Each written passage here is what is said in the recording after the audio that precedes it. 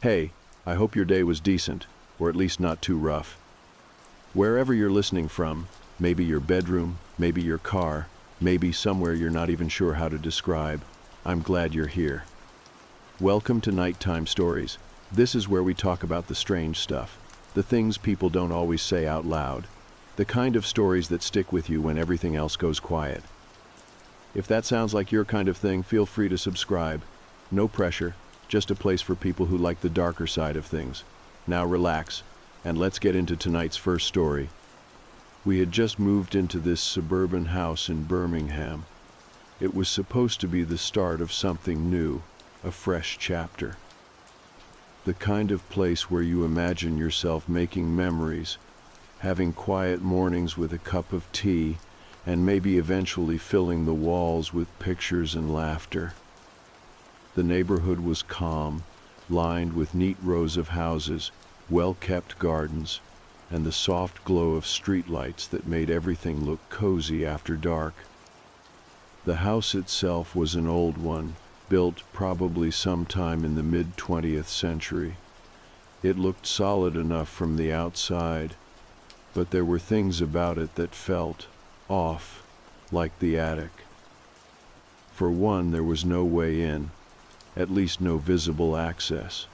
No stairs, no hatch, nothing in the ceiling of the top floor rooms that suggested you could get in. The previous owners told us the attic had been sealed off decades ago. They didn't give much explanation beyond that, and honestly, it didn't seem like a big deal at first. Then, about a week after we moved in, I started noticing something strange. Every evening, around 10 p.m., when I was usually sitting in the living room with the lights dimmed and the house settling into the quiet of night, I caught a glimpse of something at the attic window. At first, I thought it was just the reflection of the streetlight bouncing off the glass. Maybe a trick of the shadows, or my tired eyes playing games. But night after night, without fail, there she was. It was a woman, long hair, pale, wearing what looked like a dress. She stood there at the attic window, just staring straight down at me. The window was small and dusty, and I could barely make out details. But the silhouette was unmistakable. She didn't move, just stood there quietly, like she was watching something, watching me. I didn't want to believe it at first. The logical part of me insisted she was a trick of the light, or maybe a mannequin, or a reflection from some passing car. But the feeling of being watched grew stronger, and the image of the woman became clearer each night. She was always in the same spot, always looking straight at the house.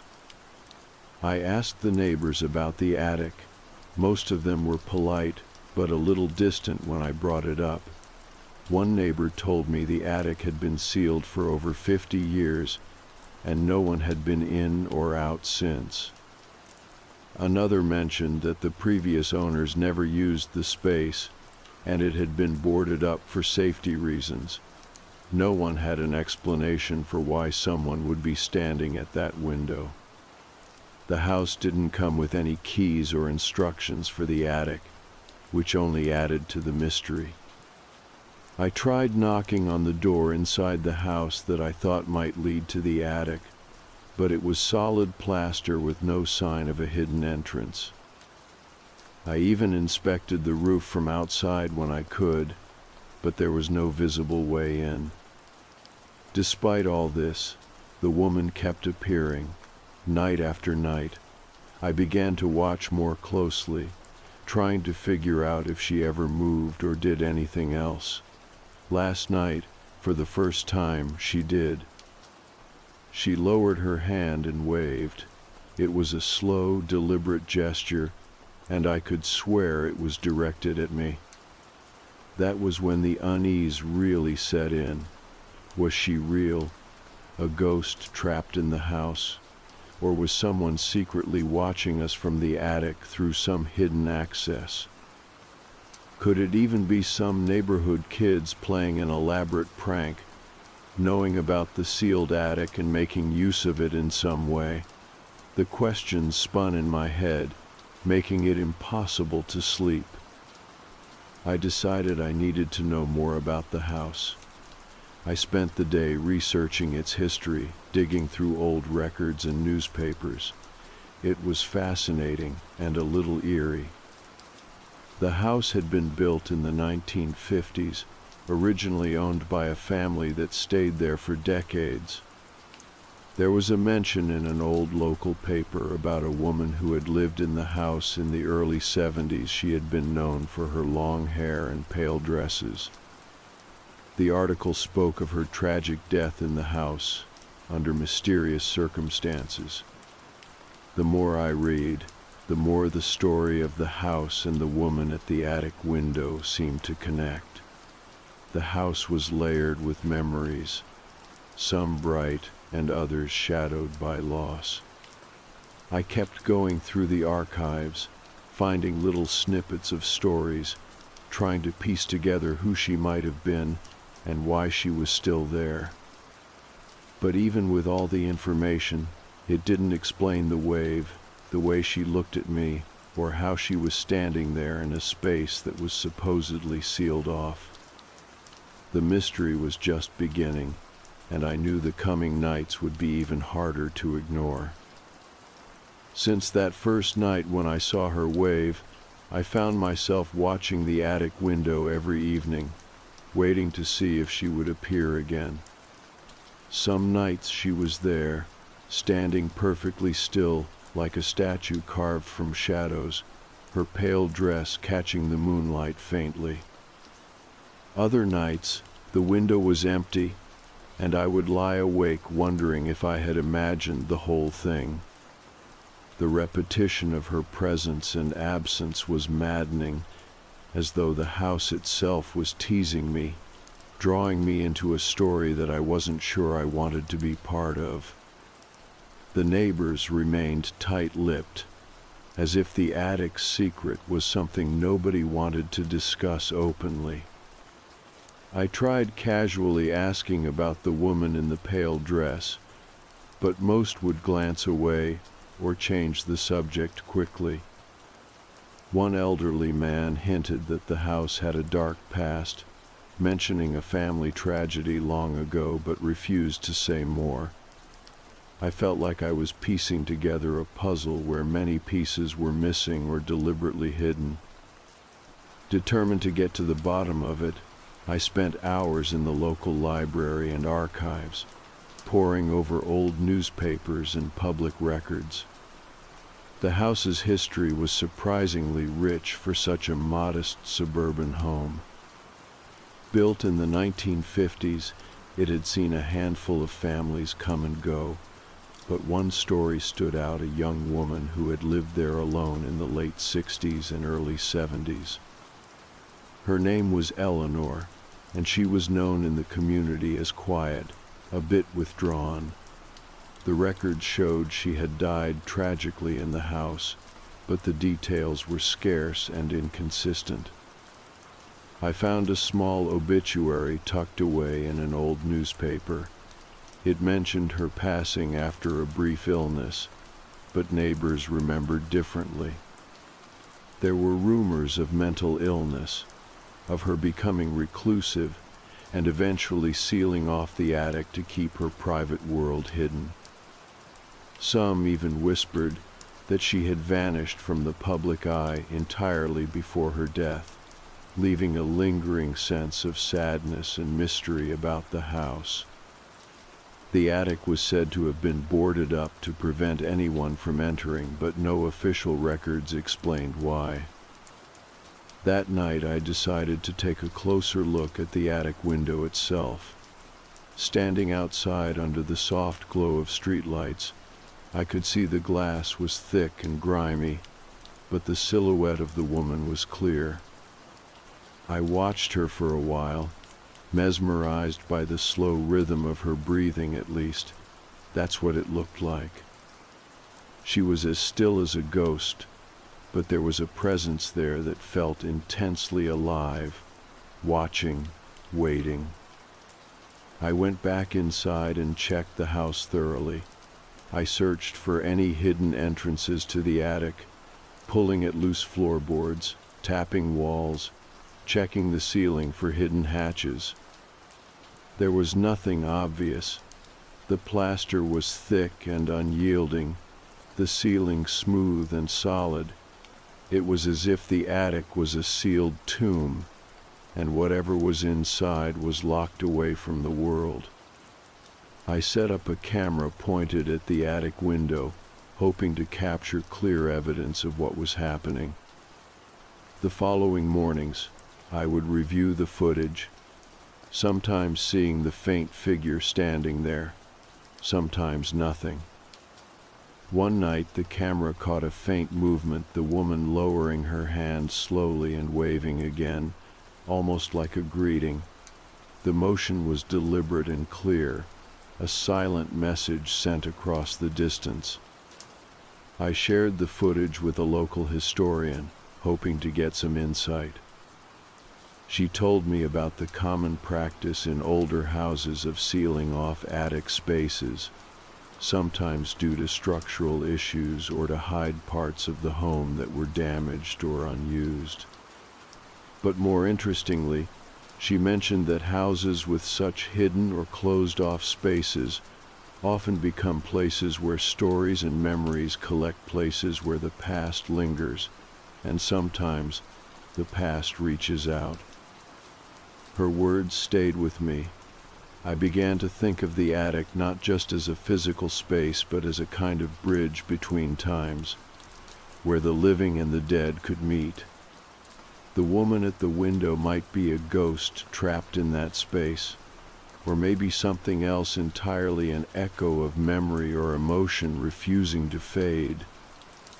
I talked to a few older residents in the neighborhood, some of whom remembered Eleanor or had heard stories passed down about the house.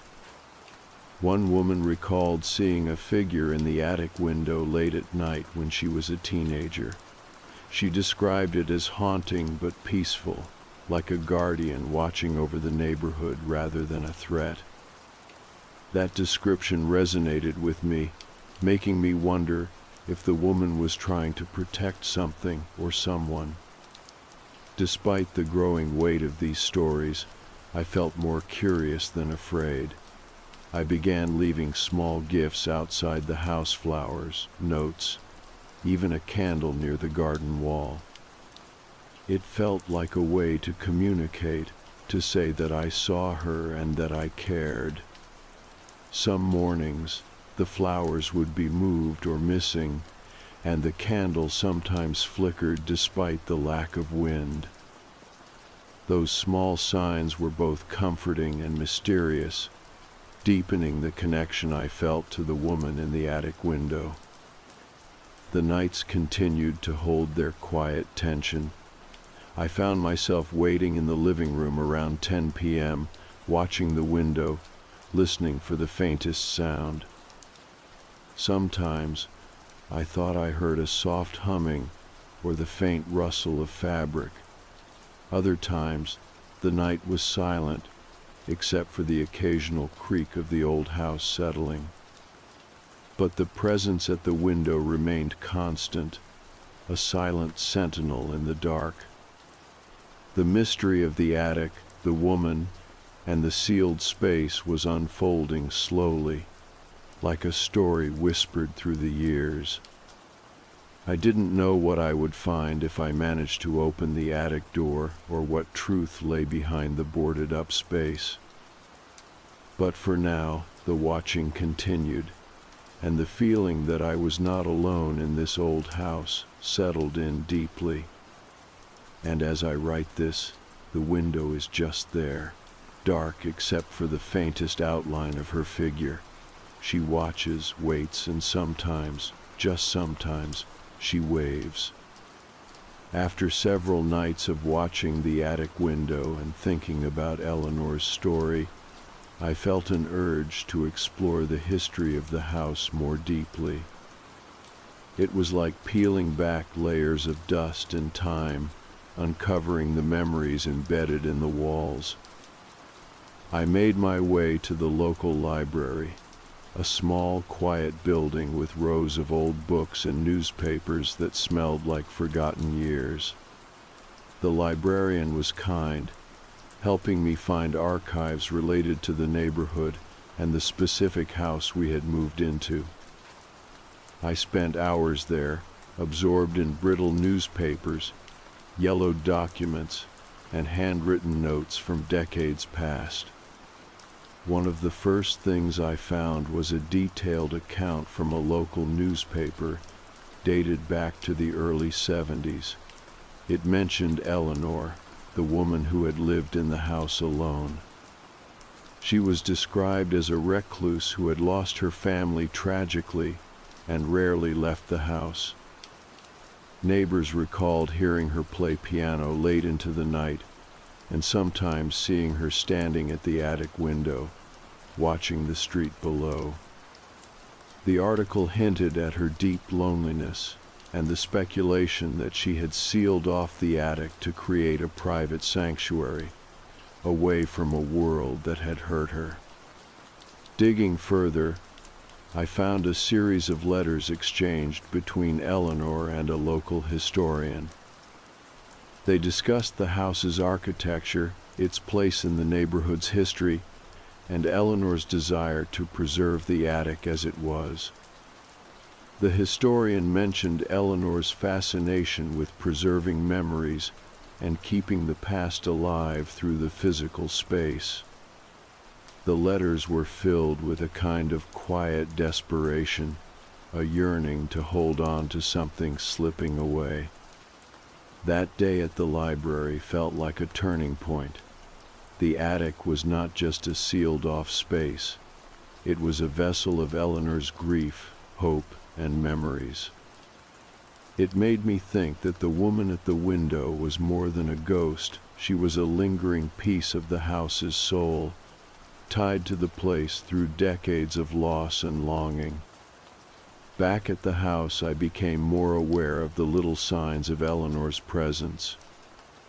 The subtle chill in the air near the attic window, the faint scent of lavender that sometimes drifted down the hallway, and the soft creaking sounds when the wind was calm, all seemed like echoes of her existence. I began keeping a journal to record these moments, not sure if anyone would ever read it, but feeling the need to document the experience for myself. One evening, I found myself standing outside the house, staring up at the attic window. The street was quiet, and the moonlight painted silver lines on the roof. The silhouette of the woman was there, and this time she did not wave but simply stood, her gaze fixed and intense. I called out softly, using her name, Eleanor, hoping to reach across the years and the divide between life and death.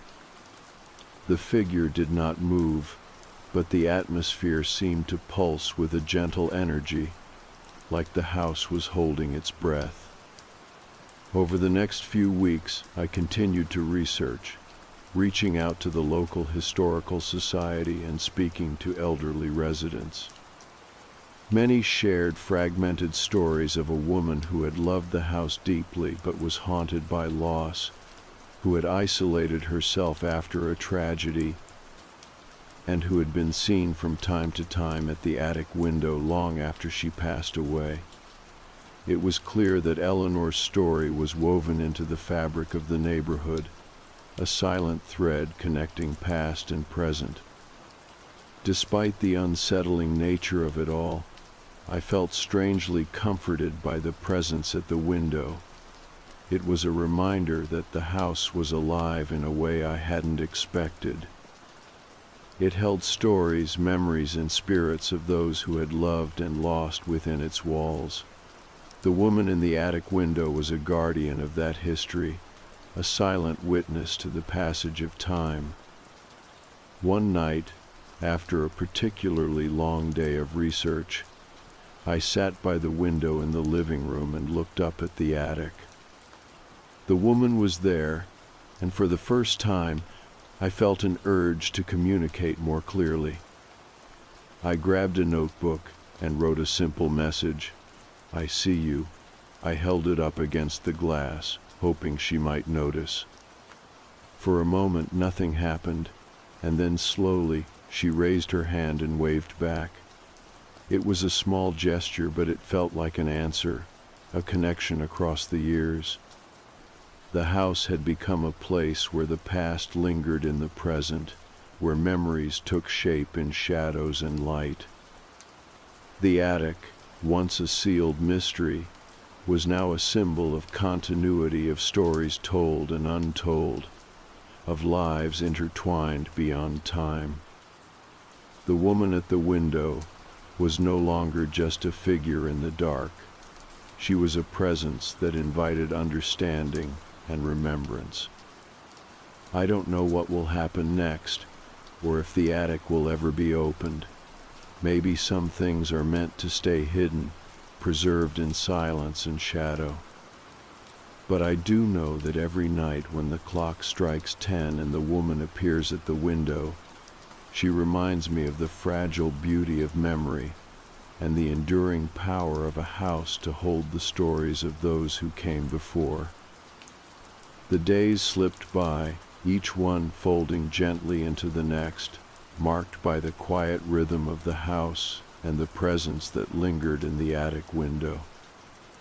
I found myself settling into a strange kind of routine, watching for the woman in the pale dress, noting every flicker of movement, every faint gesture that might suggest she was more than just a shadow.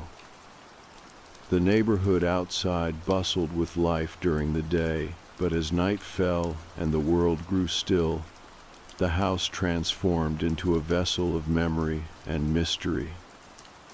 Sometimes I would catch myself thinking about Eleanor not as a ghost, but as a guardian of the house, a woman tethered to the place by threads of loss and love that refused to unravel. It was as if the attic held her secrets, her stories, and in turn she watched over the house and the lives that unfolded within its walls. I wondered if she was lonely, if she sought company through the window's glass, or if the nightly vigil was a ritual born from decades of solitude. One evening, as twilight melted into night, I sat by the living room window with a cup of tea, eyes drawn upwards to the attic. The silhouette was there as usual, framed by the dim glow of the street lights.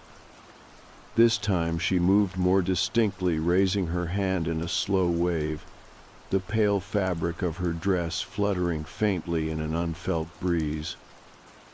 The gesture was so human, so deliberate, that it sent a shiver through me. It was no longer just a passive observation, it was an invitation. That night, sleep eluded me. I found myself pacing the house, listening to its creaks and sighs, feeling the weight of its history pressing close. The walls seemed to hold their breath, the air thick with stories whispered and kept. I thought about all the lives that had passed through this house, all the moments of joy and sorrow etched into its foundation. And I thought about Eleanor, her hopes, her fears, her long years alone. The next morning I resolved to learn more, to uncover whatever secrets I could about the attic and the woman who haunted it. I reached out to local historians and neighbors, piecing together fragments of the past. One elderly woman shared memories of Eleanor as a young girl, describing her as kind and artistic, someone who loved to paint and spent hours gazing out of windows, dreaming of far-off places. The attic, she said, was Eleanor's sanctuary, a place where she could escape the world and lose herself in her art. These stories added layers of humanity to the figure I saw at the window. She was no longer just a ghost, but a person, a woman with a life, a heart, and dreams that had been frozen in time. I felt a growing sense of responsibility, as if by bearing witness to her presence, I was helping to keep her memory alive. That weekend, I decided to approach the house differently. Instead of watching from afar, I prepared to face the mystery head-on. I cleared the clutter from the attic door downstairs, swept the floor, and lit a candle, hoping to create a space that might invite peace and understanding. I spoke softly, calling Eleanor's name, telling her I saw her and that she was not forgotten. The house responded with a gentle creak, as if acknowledging my words. That night, as the clock approached 10, I waited by the window with the candle flickering beside me. The woman appeared, her figure more distinct than ever. She raised both hands this time, as if embracing the night, and I felt a wave of warmth wash over me.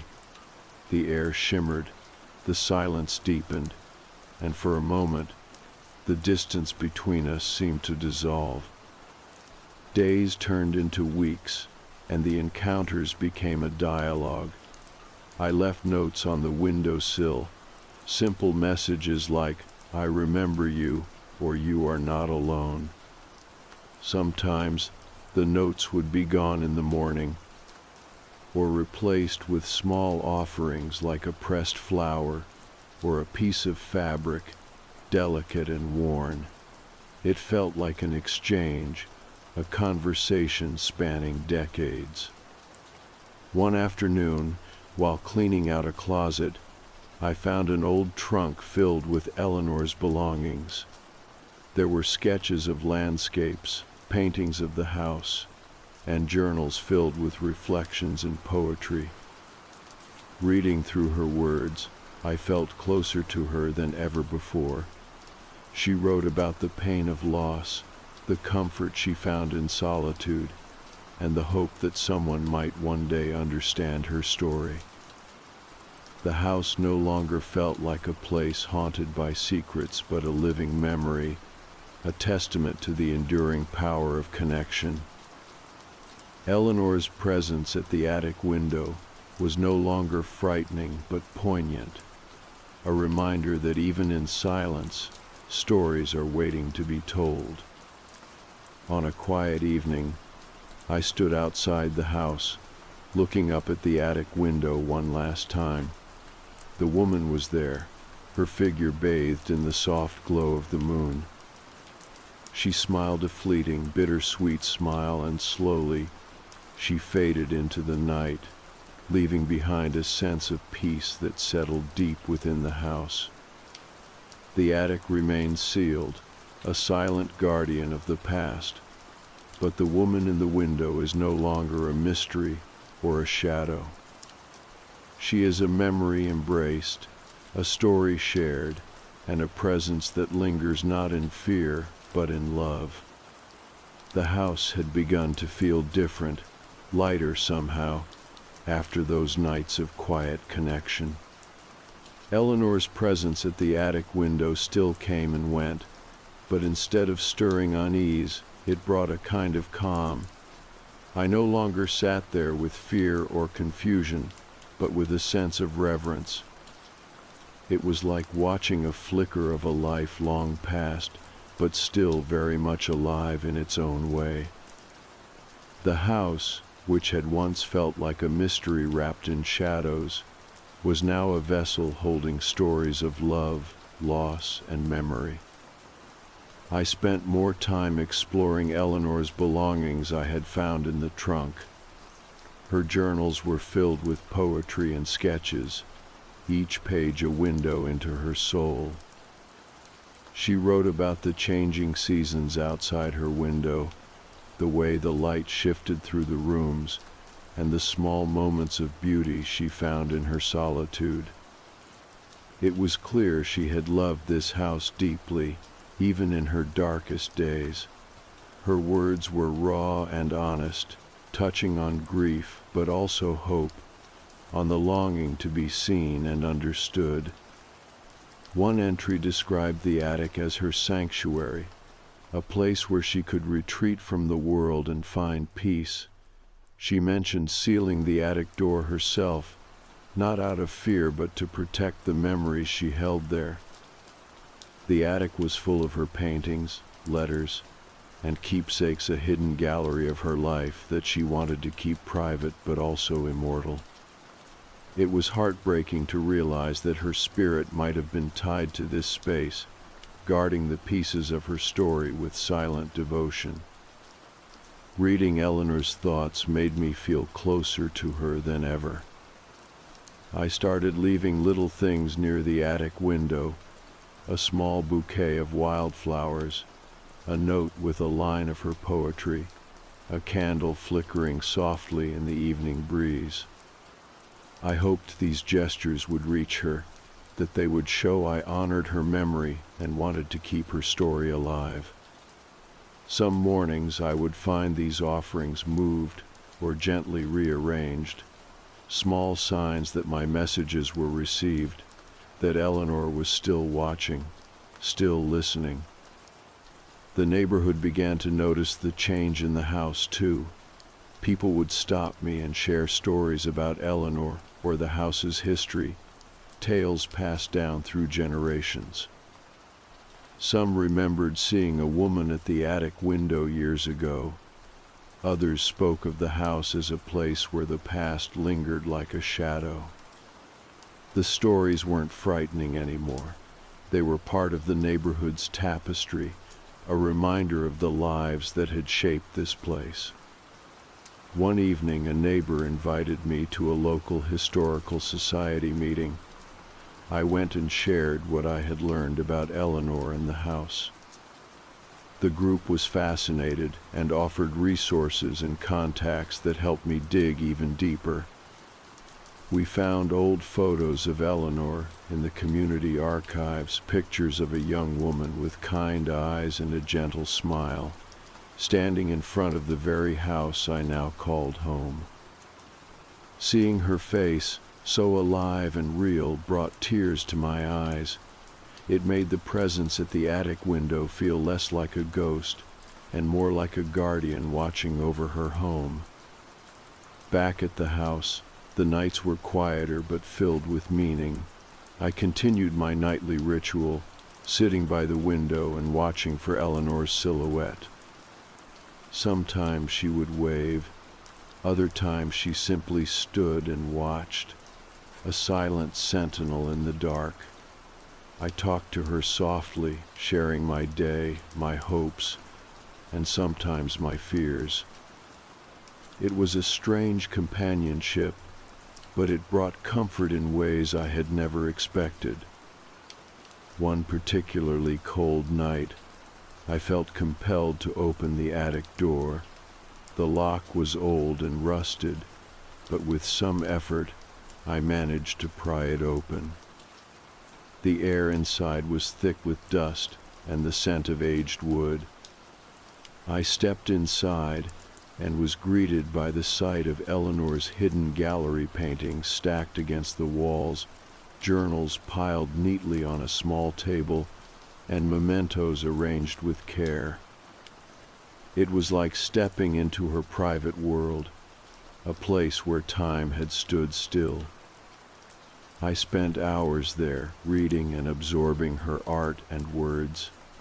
The attic was a sanctuary indeed, filled with the echoes of a life lived with intensity and depth. I felt honored to be the one who had uncovered this secret, to be entrusted with the care of her story.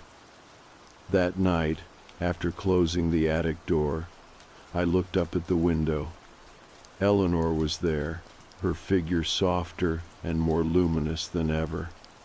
She smiled and waved, a gesture of thanks and farewell.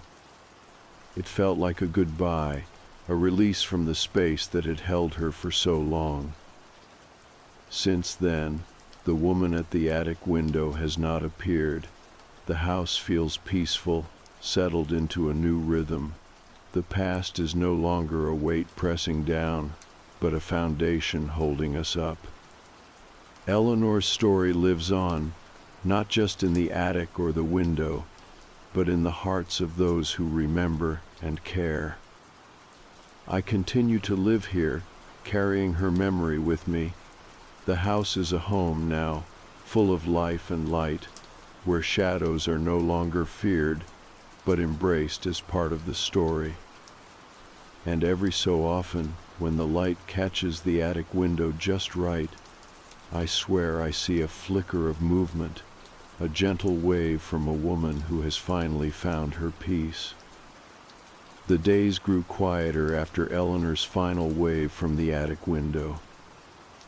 The house settled into a peaceful rhythm that felt less like a place haunted by the past and more like a home holding the memories of lives lived within its walls.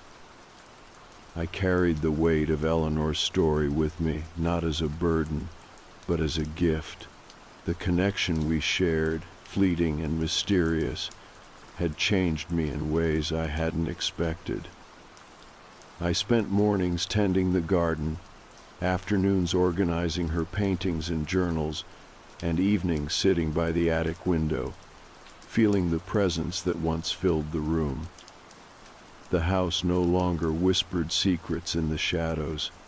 Instead, it seemed to breathe with quiet contentment, the walls holding the warmth of remembrance. One day, I invited a local artist to the house to see Eleanor's paintings.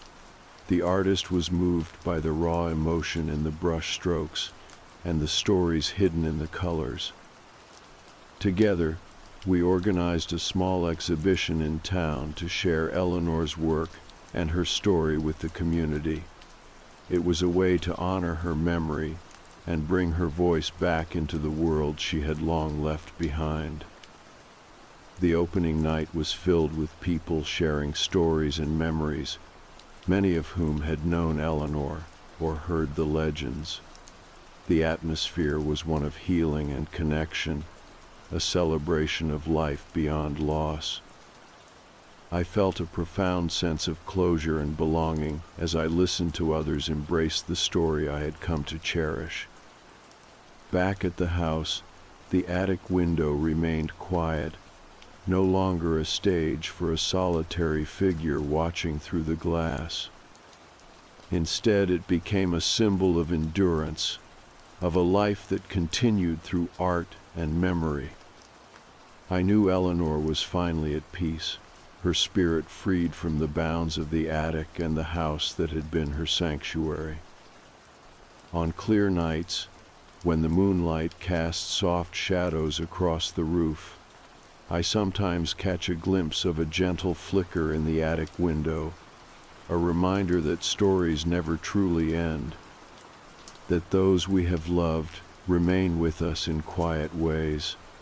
And in those moments, I feel a warmth that tells me Eleanor's story is still alive, carried forward in the hearts of those who remember. The house stands firm, a home filled with light and memory, where past and present meet in harmony. And I live here, a keeper of stories, a witness to the enduring power of connection. That is where this story ends, not with fear or mystery, but with peace and understanding. A tale of a woman who watched from the attic window, a house that held her memories, and the living who chose to see, listen, and remember. I took a drive that night because I couldn't sleep. It was sometime after 1 a.m, maybe closer to 2. I didn't check the time exactly. I just remember feeling that kind of restlessness where you're not tired but also not exactly awake. That hollow sort of energy that doesn't go anywhere. My flat felt too small, the air too warm. I needed movement, needed air, needed space to stretch my thoughts out in a straight line. So I grabbed my keys, threw a hoodie over what I was already wearing, and headed out without a real plan, It wasn't the first time I'd done that. Late night drives are kind of a habit now and then. Something about having the road to yourself helps you feel like you're outside of whatever's been sitting on your chest all day. It had been raining earlier, the roads were still damp, and there was that thick, low fog Cornwall sometimes gets this time of year. The kind that sticks to your headlights and makes everything ahead of you feel closer than it should be. I stuck to the quieter roads, winding lanes I knew well enough not to think too hard about. No music, just the soft hum of the engine and the occasional hiss of tires on wet tarmac. There's something strange about how empty things get after midnight. Even places you know like the back of your hand start to feel unfamiliar. The hedgerows look taller. The bends come quicker. The road signs catch your headlights and seem to hang there longer than they should. I was maybe 15 minutes from home when it happened. I had just come around a soft bend in the road where the hedges pull back and there's a short stretch of straightaway. The fog was thicker in that part, not enough to stop the car, but enough that I eased up a little on the accelerator. I remember thinking I hadn't seen another car the whole time I'd been out. Not one. Then I saw something in the road. At first I thought it was a tree branch or some debris, something the wind had dragged out. I even tapped the brakes automatically, trying to make out the shape through the mist. But as I got closer, my brain sort of misfired. The shape didn't make sense. It was a person, standing right in the middle of the road. I slammed the brakes hard enough that my seatbelt locked and I felt the jolt through my chest. The car skidded slightly on the wet ground and came to a lurching stop, maybe 10 or 15 feet from where they were. Except they weren't. I swear to you, for that split second, they were right there, pale, absolutely soaked through, hair hanging down, no shoes. Just standing there barefoot in the road like it was the most natural thing in the world. And they were smiling. Not a big grin or anything like that, just this small, closed-mouth smile, calm, still, not moving. Then I blinked, and they were gone. The road was empty again, just the fog and the wet and the quiet. I sat there gripping the steering wheel, not moving, heart pounding in my ears. I turned the headlights left and right. Nothing. No one. Not even a footprint on the damp road. I waited a full minute before easing the car forward again. There was nowhere for them to have gone. No nearby driveways, no gates, just hedgerows and old trees on either side. But the thing that chilled me more than anything was that I had not seen them step out. Or step away. They had just disappeared. I tried to tell myself it was the fog, the rain, a trick of the light. Maybe I had seen a shadow or a reflection or something off a branch. But that smile, that still smile, felt burned into my memory already. I kept driving. Slower now, watching every corner like something might step out again. The rest of the way home was uneventful. Empty streets, empty drive. I pulled into the small lot behind my building and sat in the car for a few seconds, engine idling, just breathing. Still foggy. Still quiet. The kind of night that feels like it's holding its breath.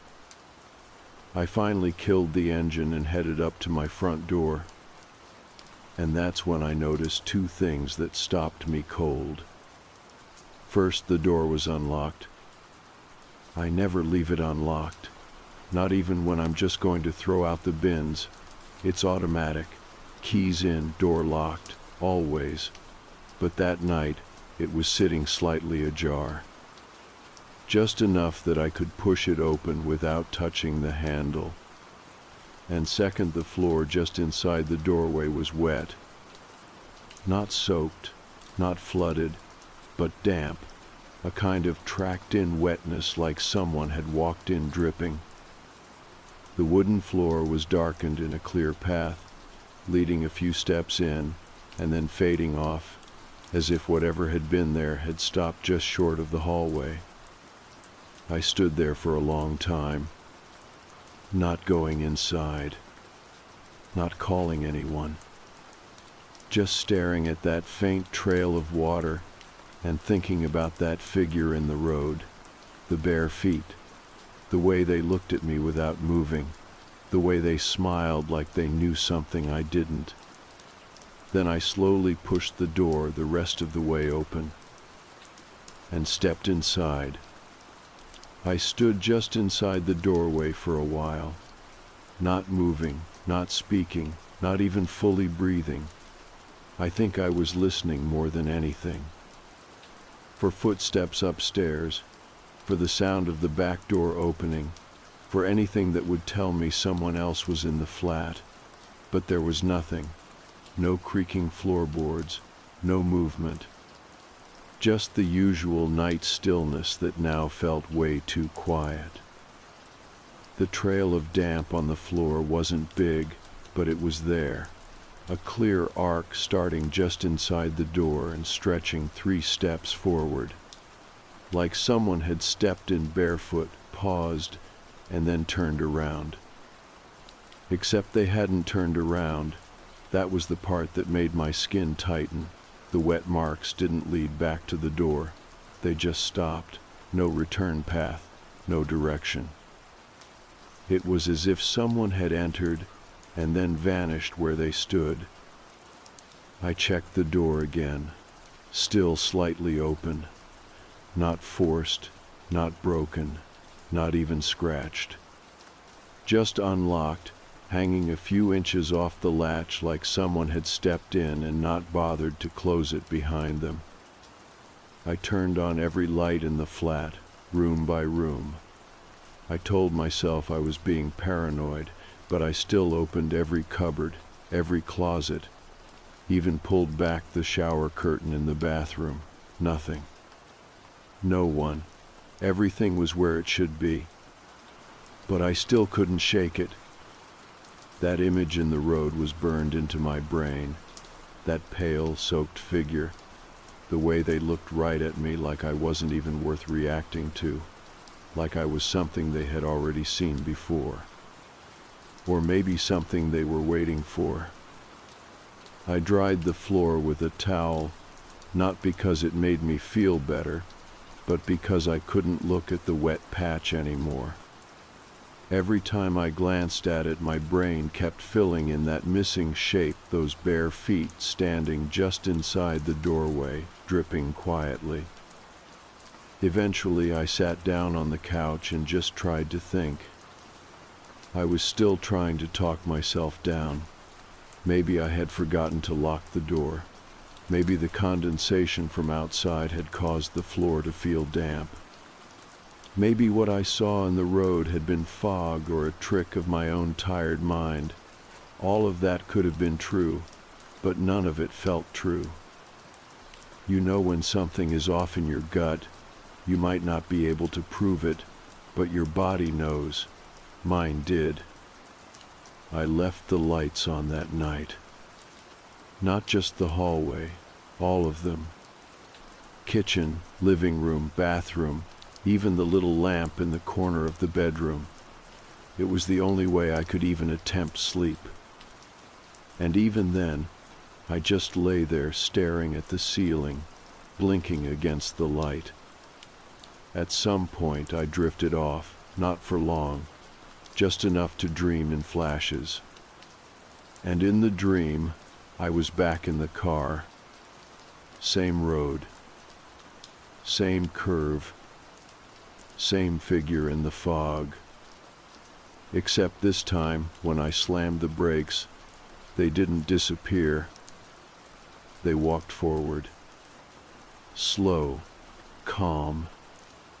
And when they reached my window, they didn't knock. They just leaned in close until their face was inches from mine. That same smile, that same wet hair. And eyes that looked so completely empty, it was like they were never meant to hold light. I woke up sweating. The room was silent. The lights were still on. I stayed in bed until the sun came through the blinds. Once it was fully morning, everything seemed normal again. I checked the front door. Locked. No damp on the floor. My brain kept telling me to let it go, but I couldn't. I went over every detail in my head again, slowly, like replaying a film frame by frame. That's when I remembered something small but sharp. When I got home the night before, my keys were still in my pocket, which made no sense.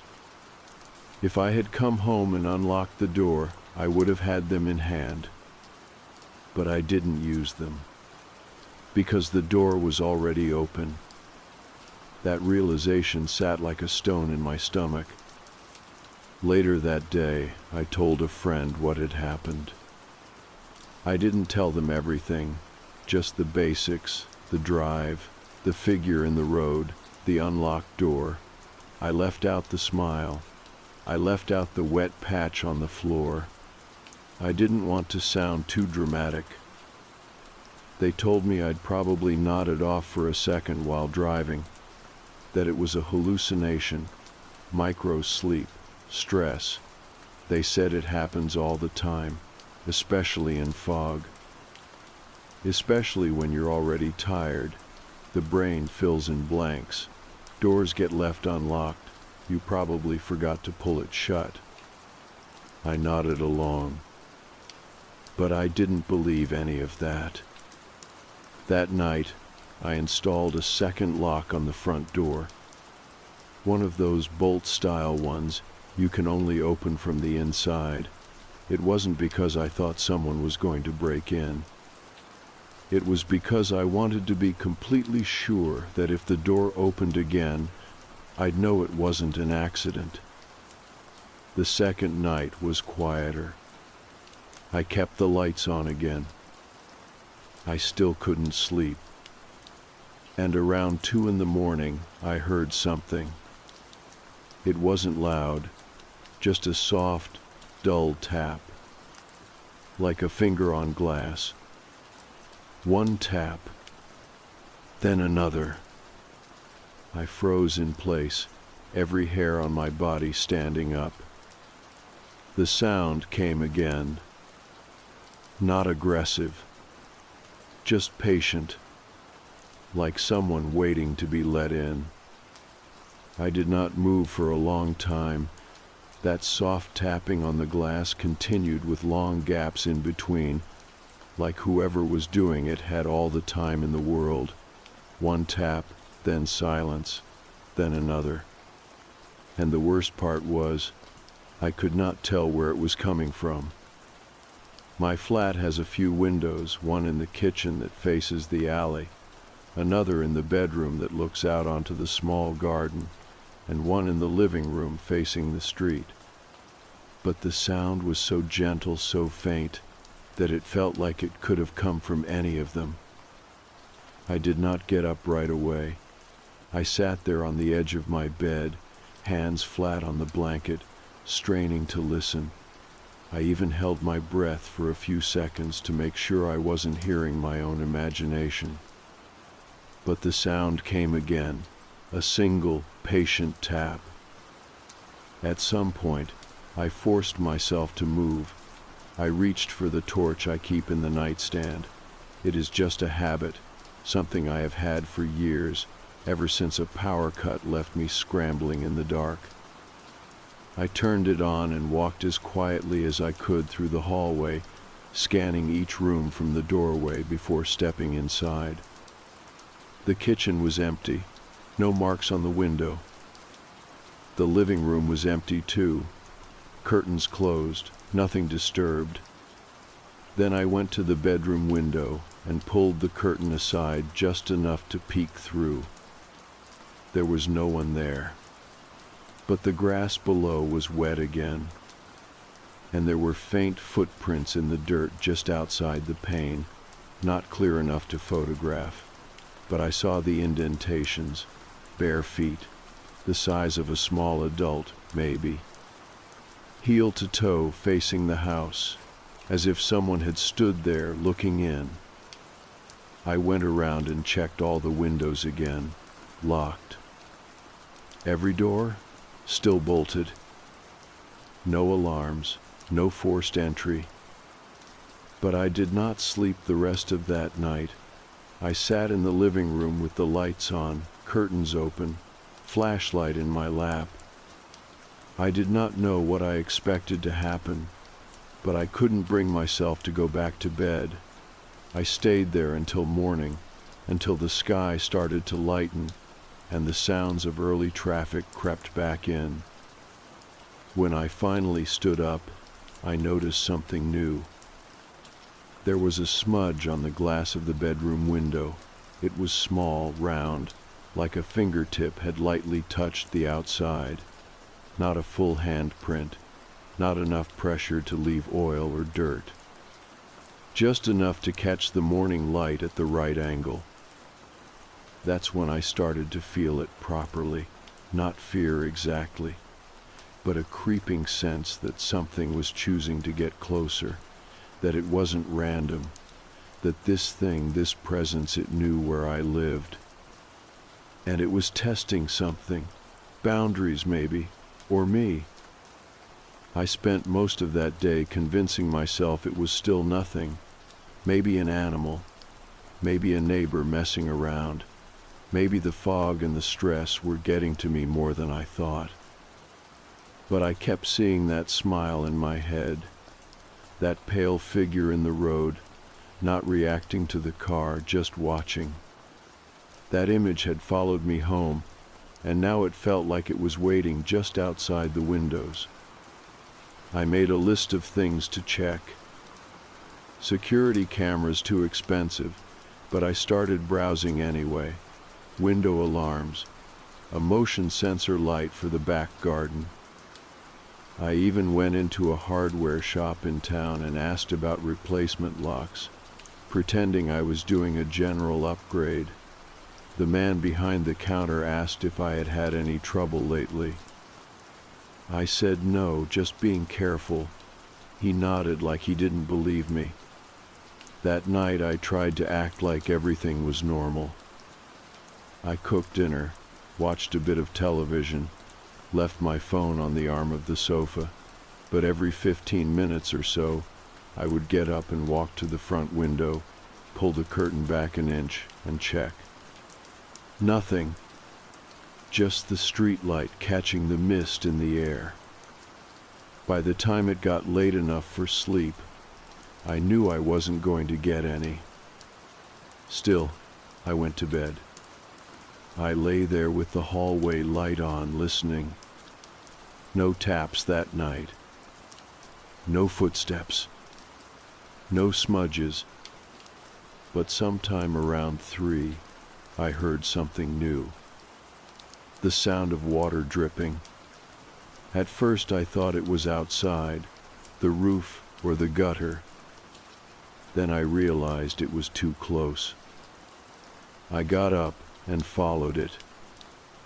The dripping was coming from the bathroom. I flicked the light on and froze. There was water pooled on the floor, just a small patch near the sink, not leaking from the tap, not from the ceiling, just there. I looked around, no towels disturbed, nothing knocked over, no sign of a spill. I grabbed a handful of tissue and bent down to mop it up. And just as I did, I noticed the bath mat was damp too. Not wet like it had been stepped on after a shower. Wet like someone had stood on it, barefoot, for a while. I stood up slowly and backed out of the room, leaving the light on. I did not sleep that night either. I kept checking the doors over and over. I checked them so many times I lost count. Everything was locked. But that morning, when I went to the front door again, I found something tucked in the gap between the frame and the wood. A single long strand of black hair. It was soaking wet. I just stood there looking at it. That one long strand of hair caught in the door frame like it had been pinched between the wood when the door closed. It was black, not dark brown, not gray, black and wet. Not just damp wet like it had just come out of the rain. I didn't touch it at first. I didn't want to. Something about it felt too deliberate, like it had been left for me to find. Eventually, I took a tissue from the kitchen and gently lifted it free, folded it up and dropped it into a plastic sandwich bag. I don't know why. It felt ridiculous, standing there in my hallway at 8 in the morning, sealing a hair into a bag like I was a detective in some television drama. But I couldn't bring myself to throw it out. It felt like evidence. I sat with it for a while. I didn't even drink my coffee. I just sat at the table staring at the bag. My thoughts were racing. Part of me was screaming to just call someone. But who? The police. And tell them what that I saw, a pale person in the road, and now my door is haunted by damp footprints and ghost hair. I thought about telling a friend, but I knew how it would go. They'd listen, try to be supportive, and then offer me a long list of rational explanations. Condensation, bad dreams, sleepwalking. Someone messing with me as a joke, all of which would make sense if it weren't for how specific everything was. That smile, that figure, the tapping on the glass, the footprints, the puddle on the bathroom floor, the strand of hair. It wasn't just weird. It was connected. And I couldn't prove any of it. That night, I installed a battery-powered motion sensor just inside the hallway. It was meant for garages or sheds, but it worked just fine indoors. I angled it toward the front door so if anyone came in even for a second I would know. I also bought one of those door jamb security wedges, the kind that lets out a loud alarm if the door moves. It wasn't expensive. It didn't even feel like enough, but it helped me sleep a little better. Or at least that's what I told myself. The night passed quietly. Too quietly. No taps, no sounds, just me lying in bed listening to the hum of the hallway light and the occasional creak of the old floorboards adjusting to the temperature. I thought maybe it was over, but the next morning the bag with the hair in it was gone. I checked the drawer where I had left it, then the bin, then every surface in the kitchen. Nothing. I hadn't moved it. I hadn't even opened the drawer since putting it there. It just wasn't there anymore. I stood in the middle of the flat for a good 5 minutes, trying to remember if maybe I had taken it out and forgotten. But I hadn't. I know I hadn't. I had sealed that strand in a bag and tucked it away. And now it was gone. The rest of the day passed in a fog. I tried working from home, but I couldn't focus. Every small sound made me jump. The wind rattling the window, the fridge humming a little louder than usual. Even the sound of my own phone buzzing gave me a jolt. That night, something new happened. I was brushing my teeth when I saw it. In the mirror, just behind me in the hallway, there was a shape. Not a person. not fully. Just the suggestion of someone standing there, just far enough back that I couldn't make out the face, just long enough for me to freeze, toothbrush halfway to my mouth. And then it was gone. I spun around. Nothing. Just the hallway, empty and still. But when I turned back to the mirror, I noticed something else. There was a drip on my shoulder. Just one. I hadn't showered. I hadn't spilled anything. But there it was, a single droplet of water sliding down the fabric of my t-shirt. I stood in the bathroom for a long time, looking at the mirror, waiting to see it again.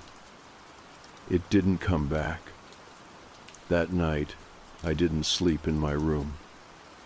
I brought a pillow and blanket to the living room and stayed on the sofa, lights on, television low, just to have some kind of noise, something real. But at some point, I must have dozed off, because I woke up to the sound of something scraping. Not loud, but steady, like fingernails on wood. I sat up slowly, heart already pounding. The sound was coming from the hallway. I stood, walked toward it, feet cold against the floor, every part of my body tense. And then it stopped. I reached the door, placed my hand on the knob and paused. The hallway was dark.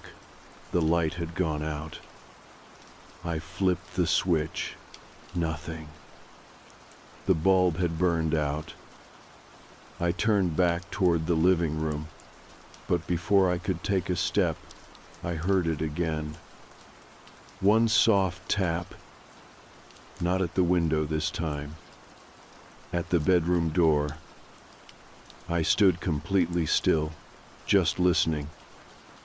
That tap on the bedroom door wasn't loud, it wasn't aggressive, but there was something about how quiet it was that made it worse. It was patient.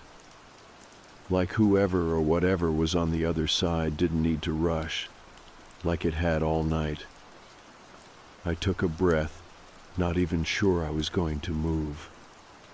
The hallway was still dark. That dead bulb left just enough shadow that I couldn't see the edges of anything clearly. I still had the flashlight in the drawer by the couch, but I didn't want to turn my back to the hallway, not with that door still closed, not with that sound still echoing in my head. Another tap. Just one. Then silence again. I walked forward, slowly. Each step felt loud, even though I was trying to be quiet. I could hear my own breathing, sharp and too fast, bouncing off the walls.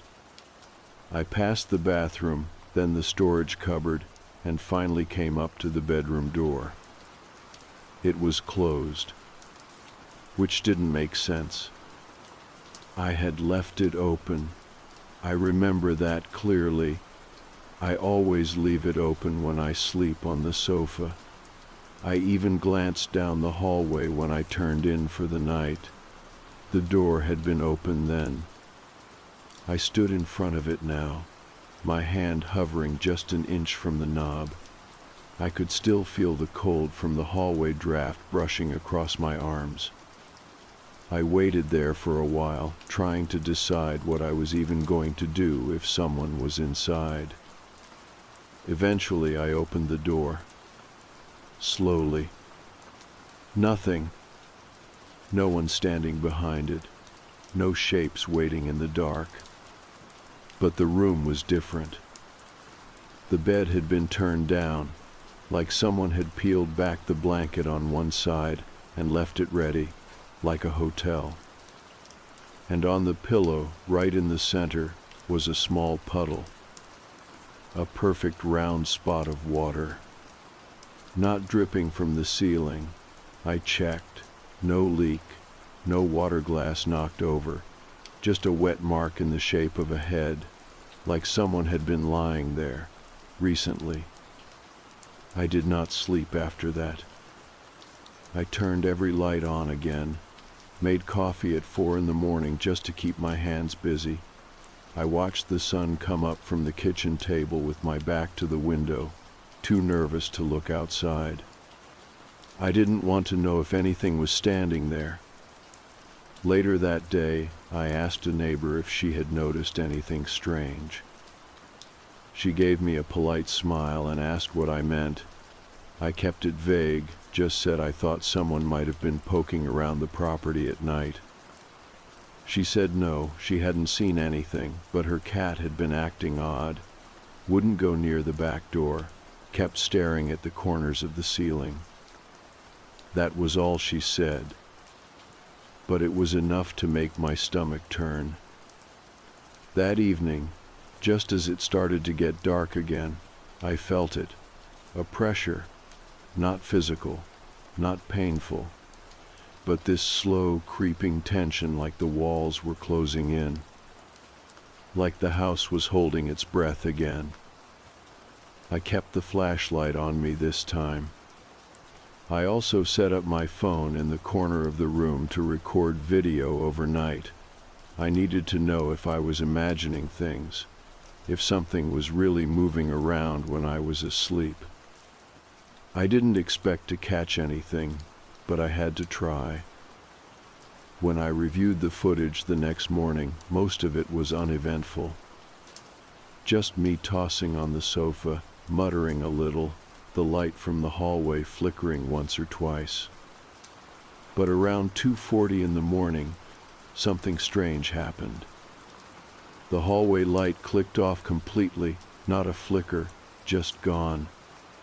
Then, a few seconds later, the image on the screen warped slightly, like something had moved between the camera and the hallway, not close enough to be visible, but just enough to shift the shadows.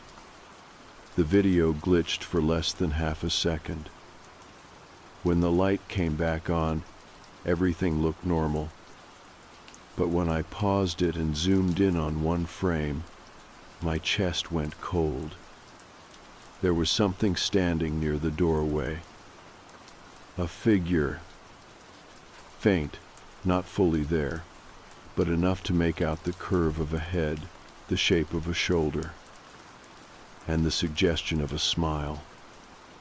I shut the video. Didn't watch the rest. I backed it up to a USB and locked it in a drawer. I didn't want to delete it, but I also didn't want it just sitting there on my phone, waiting to be accidentally opened again. I thought about staying somewhere else for the night, a friend's place, a hotel, anywhere.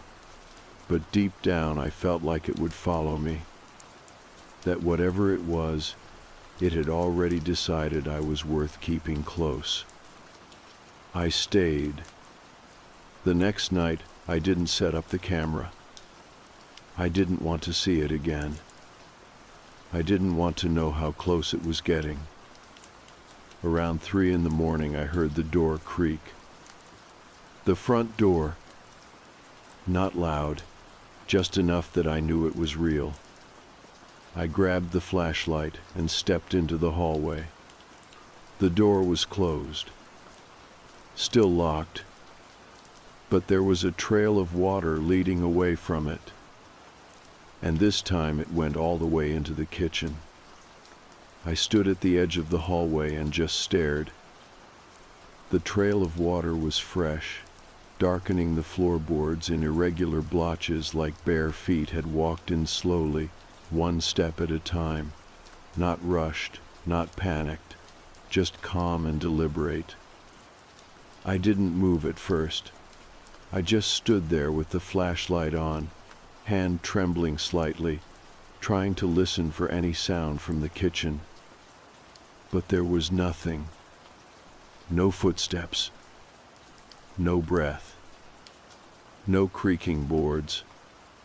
Just that awful stillness again, that charged, heavy quiet that had become more familiar than I ever wanted it to be. I stepped forward. One foot, then the other, flashlight aimed low to follow the path. The damp marks curved gently to the left and then disappeared behind the kitchen door. It was halfway open. I could see part of the counter, the corner of the sink, but not much else. I told myself if the door was still locked and the windows were shut, then it had to be in my head. That was the line I had been repeating for days now.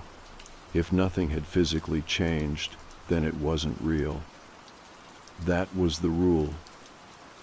I stepped into the kitchen. Empty. No one there. Everything exactly where I left it. Except the back window was open. Not all the way, but just enough for air to pass through.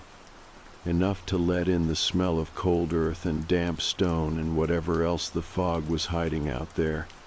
I never leave that window open. I barely use it.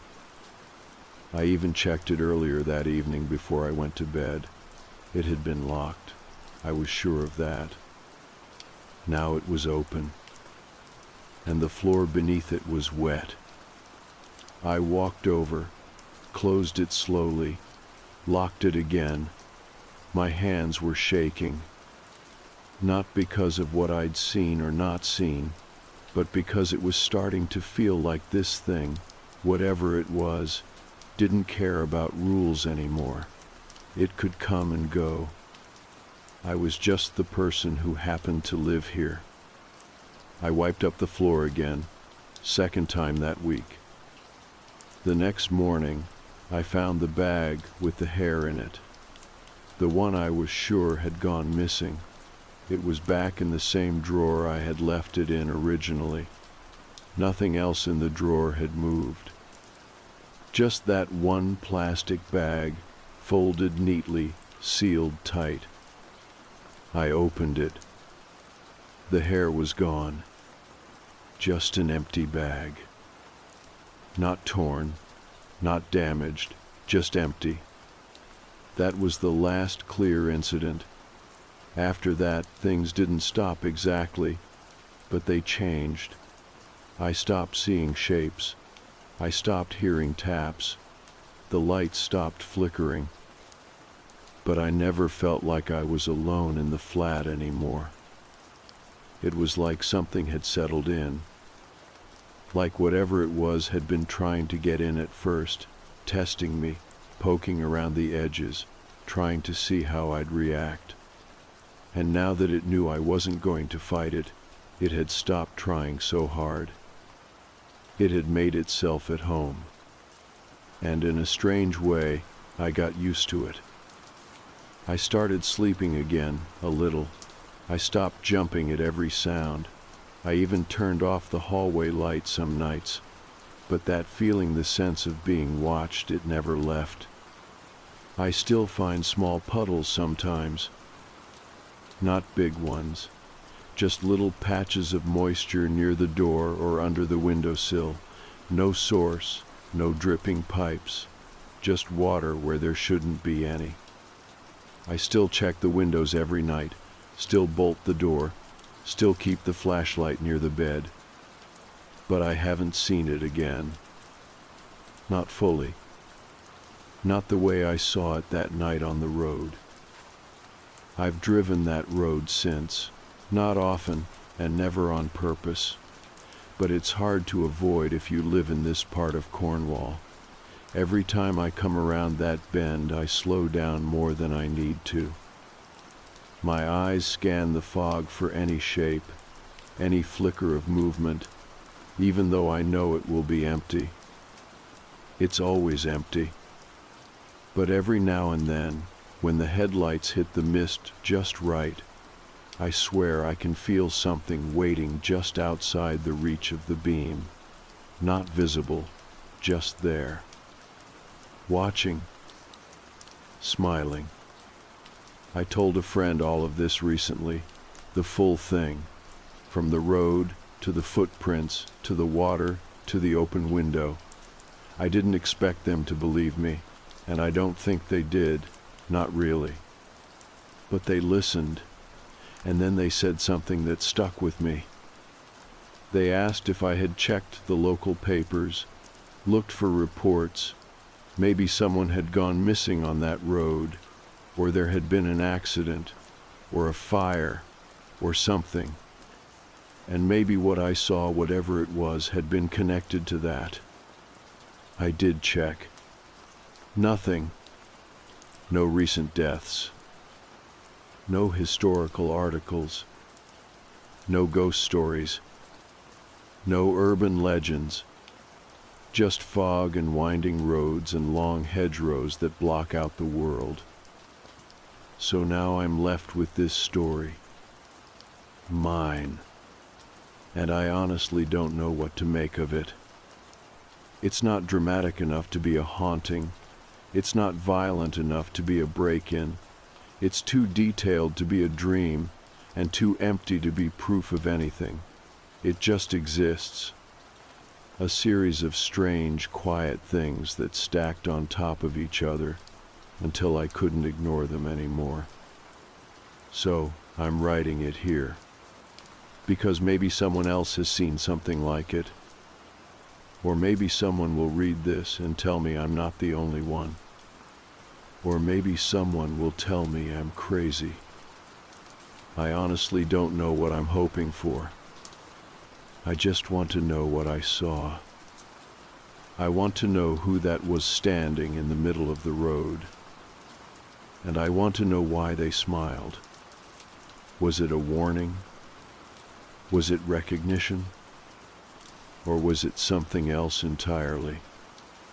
Because I can still see that face when I close my eyes.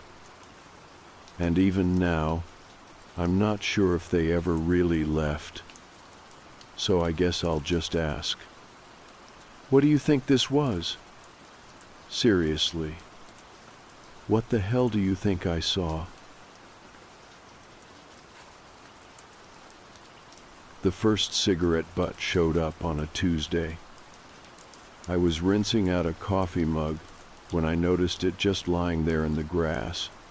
A pale white stub with a smudge of lipstick that definitely wasn't mine. I don't smoke, never have. And my daughter Maddie is barely 16 and swears she hasn't either. I trust her.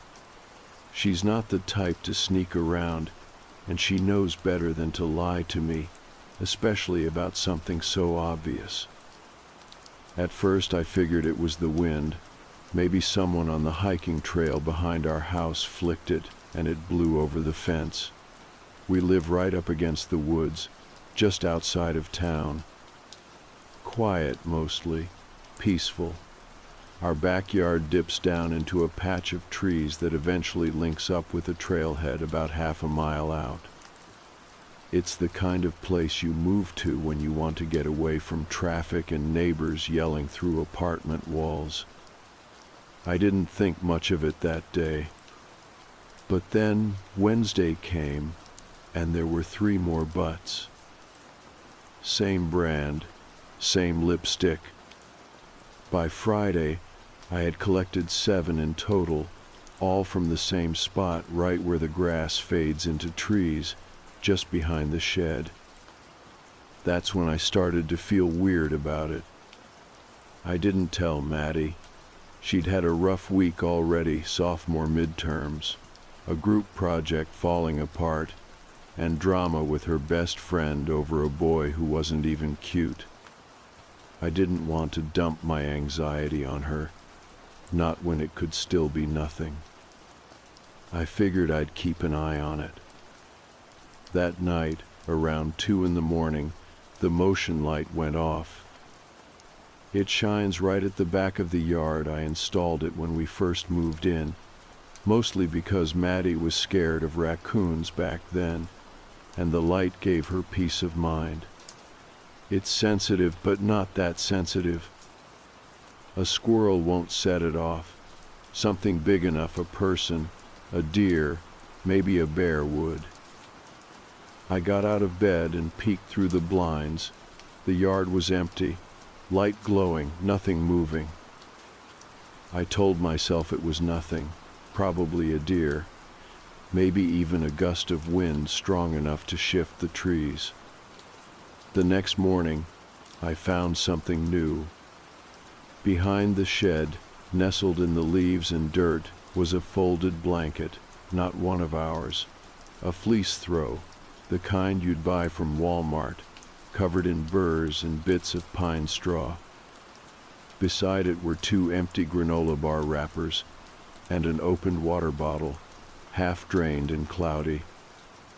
Someone had been sitting out there, sleeping maybe, camping in my backyard.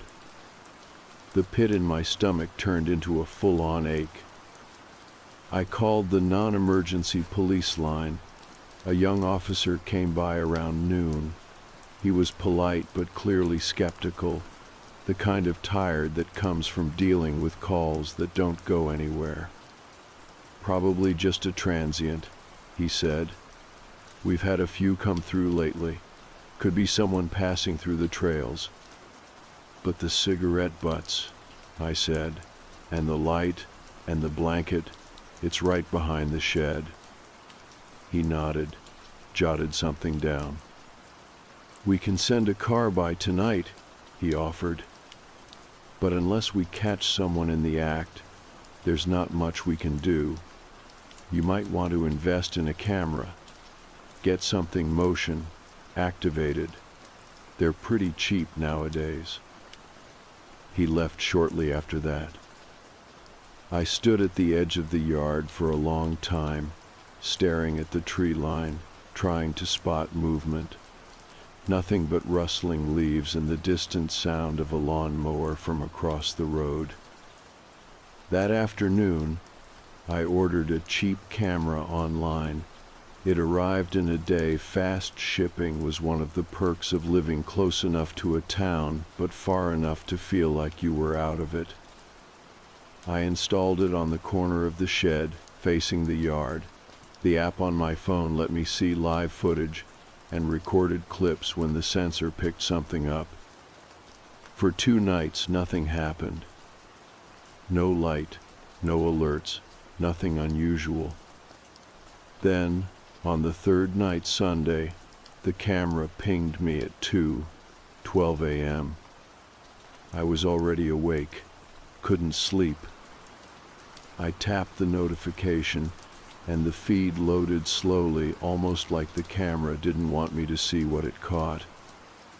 When it finally played, I stopped breathing. A man, just sitting there, dead still, in the dark, facing the house.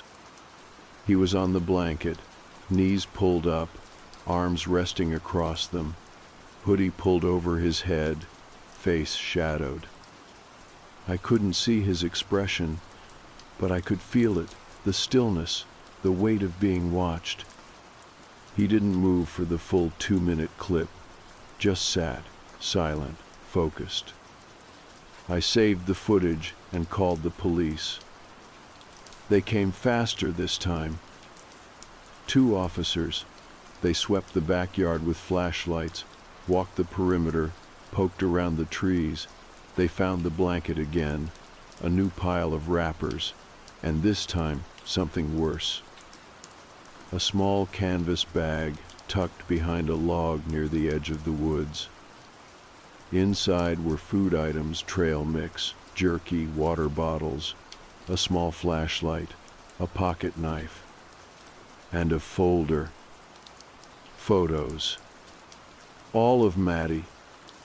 Some from inside the house, her at the kitchen table, eating cereal, her brushing her hair in the bathroom, half seen through the upstairs window. One from last week, when she'd fallen asleep on the couch, lit only by the TV. They were taken through our windows. From the yard. My stomach turned. The officers were suddenly all business. They called for backup, started marking the area. One stayed to take my statement while the other went door to door, asking if any neighbors had seen anyone lingering near the trail. I sat on the edge of my couch while Maddie slept upstairs, oblivious. I didn't know how to process it. Somebody had been in our yard, not just passing through. Watching, waiting. I'd always thought our home was safe, quiet, private. But that night I learned something I never wanted to know. Sometimes danger doesn't break your door down. Sometimes it waits quietly just outside your window. The next morning, Maddie found me in the kitchen, still in my clothes from the night before, sipping coffee like it could undo everything. I hadn't slept. The police stayed until after 4, searching the perimeter and taking the folder with the photos. They promised a full report and said they'd assign a patrol car to do drive-bys at night, but their words felt weightless. "You okay?" Maddie asked, rubbing her eyes. I nodded too quickly. "Yeah, just couldn't sleep." She glanced toward the back window. "Is something going on? There were cops outside last night." She noticed. Of course she did. Somebody's been trespassing. The police are just being careful. Her eyes narrowed, but she didn't push. That's creepy. I leaned against the counter, watching her pour cereal. Every instinct in me screamed to keep it from her, to shield her from the full weight of what was going on. But then I remembered the photos. Her face through a window, unaware, framed by shadows. She had a right to know. She had to. "Maddie," I said carefully, "there's more." She paused mid-bite. "More what?" There was a man in the backyard, sitting behind the shed. The camera caught him. Her spoon clinked against the bowl. She didn't speak. I kept going. The police found a camp near the woods, food, a sleeping bag, and I took a deep breath, a folder with photos of you. That was the moment her expression broke. It wasn't fear right away. It was disbelief, like maybe I was playing a sick joke or I'd misunderstood. "What do you mean?" "Photos. Taken from outside, through the windows. It looks like he's been watching us for a while." Her hands trembled. She set her spoon down and folded her arms like she was suddenly freezing. "Why didn't you tell me last night?" "I didn't want to scare you until I knew it was real." She didn't say anything. Her eyes welled, but she blinked the tears back. "Are they going to find him?" I wanted to say yes, that the police were experts and would handle it, that this guy would be arrested and we'd never have to think about it again. But the truth was, they didn't know who he was. No fingerprints, no ID, no leads. "I hope so," I said. Maddie didn't finish her cereal. She stayed home that day. I called the school and gave some vague excuse about a family emergency. She spent most of the morning in her room, door closed, and I didn't push her to talk. I spent the time pacing the house, checking every window, every lock. I pulled all the curtains and shut the blinds, even the little ones in the bathroom. At noon, the officer from the night before called. His name was Connors, and he sounded more awake now, more formal. "No matches on the fingerprints," he said. "The guy wiped everything clean. But the photos, we're taking this seriously. That's stalking. It's criminal." "Do you think he's still around?" There was a pause. "We don't know, but we found cigarette butts along the trail again, still warm. So he's watching us." We can't confirm that, ma'am, but I'd suggest keeping your doors locked, staying in groups, and making sure your daughter's not alone outside, especially at night.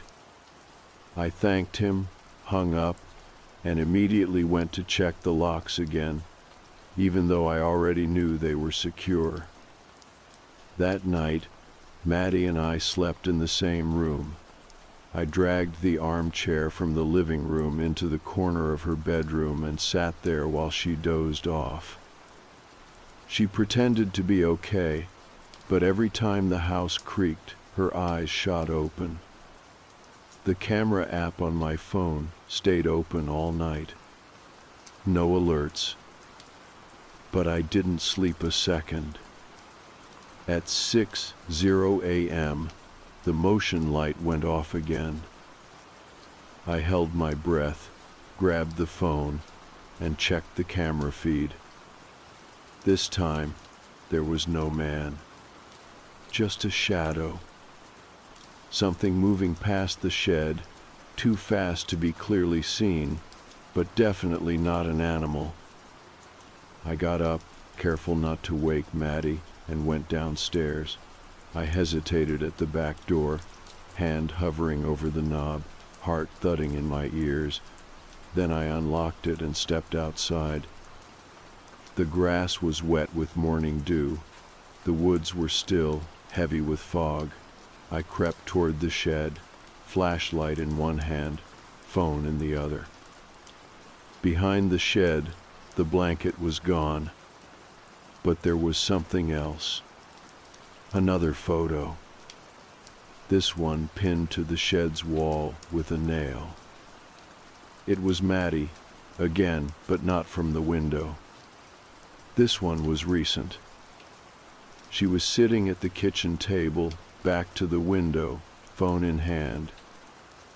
And the note beneath it, scribbled in tight block letters. She looks just like her mother. I ripped it down and stumbled back inside, locking the door behind me. My legs gave out and I sat on the kitchen floor, shaking. This wasn't random. This wasn't a drifter. Whoever he was, he knew us. And he was escalating.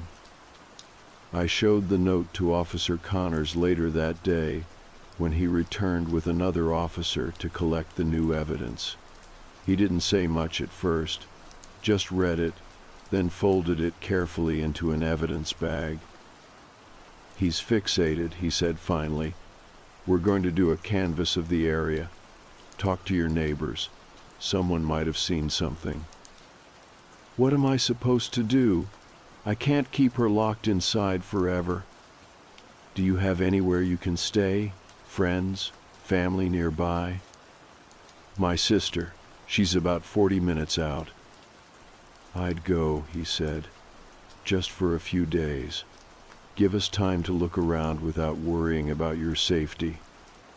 I hated the idea of running, of being chased out of my own home.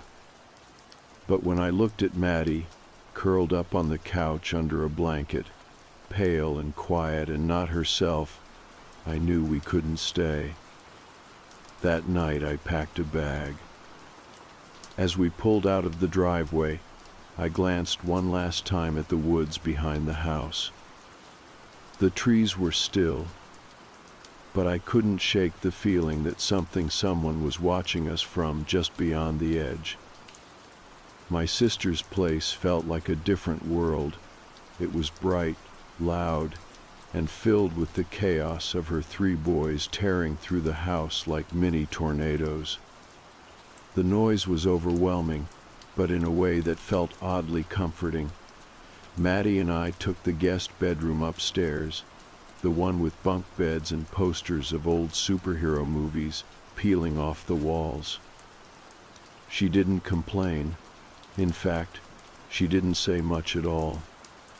That first night she lay on the top bunk while I paced the room, phone in hand, refreshing the camera app from home. Nothing. No movement. No new alerts. Still, I couldn't sleep. I lay there staring at the underside of the top bunk, watching the slats and shadows shift with every flicker of light from the hallway. At some point around 2:00 a.m., Maddie spoke. "Why would he write that?" Her voice was quiet, small, like she was talking to herself more than to me. I knew what she meant, the note, the photo, the line that kept echoing through my head. She looks just like her mother. I sat up slowly. "I don't know," I said, but I did.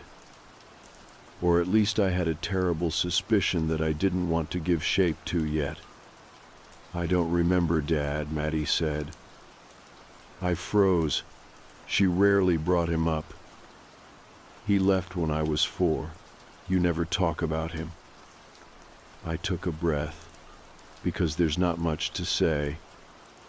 She rolled over, staring down at me from the top bunk. "Was he ever weird? I mean, with you?" I blinked up at her. "No, never.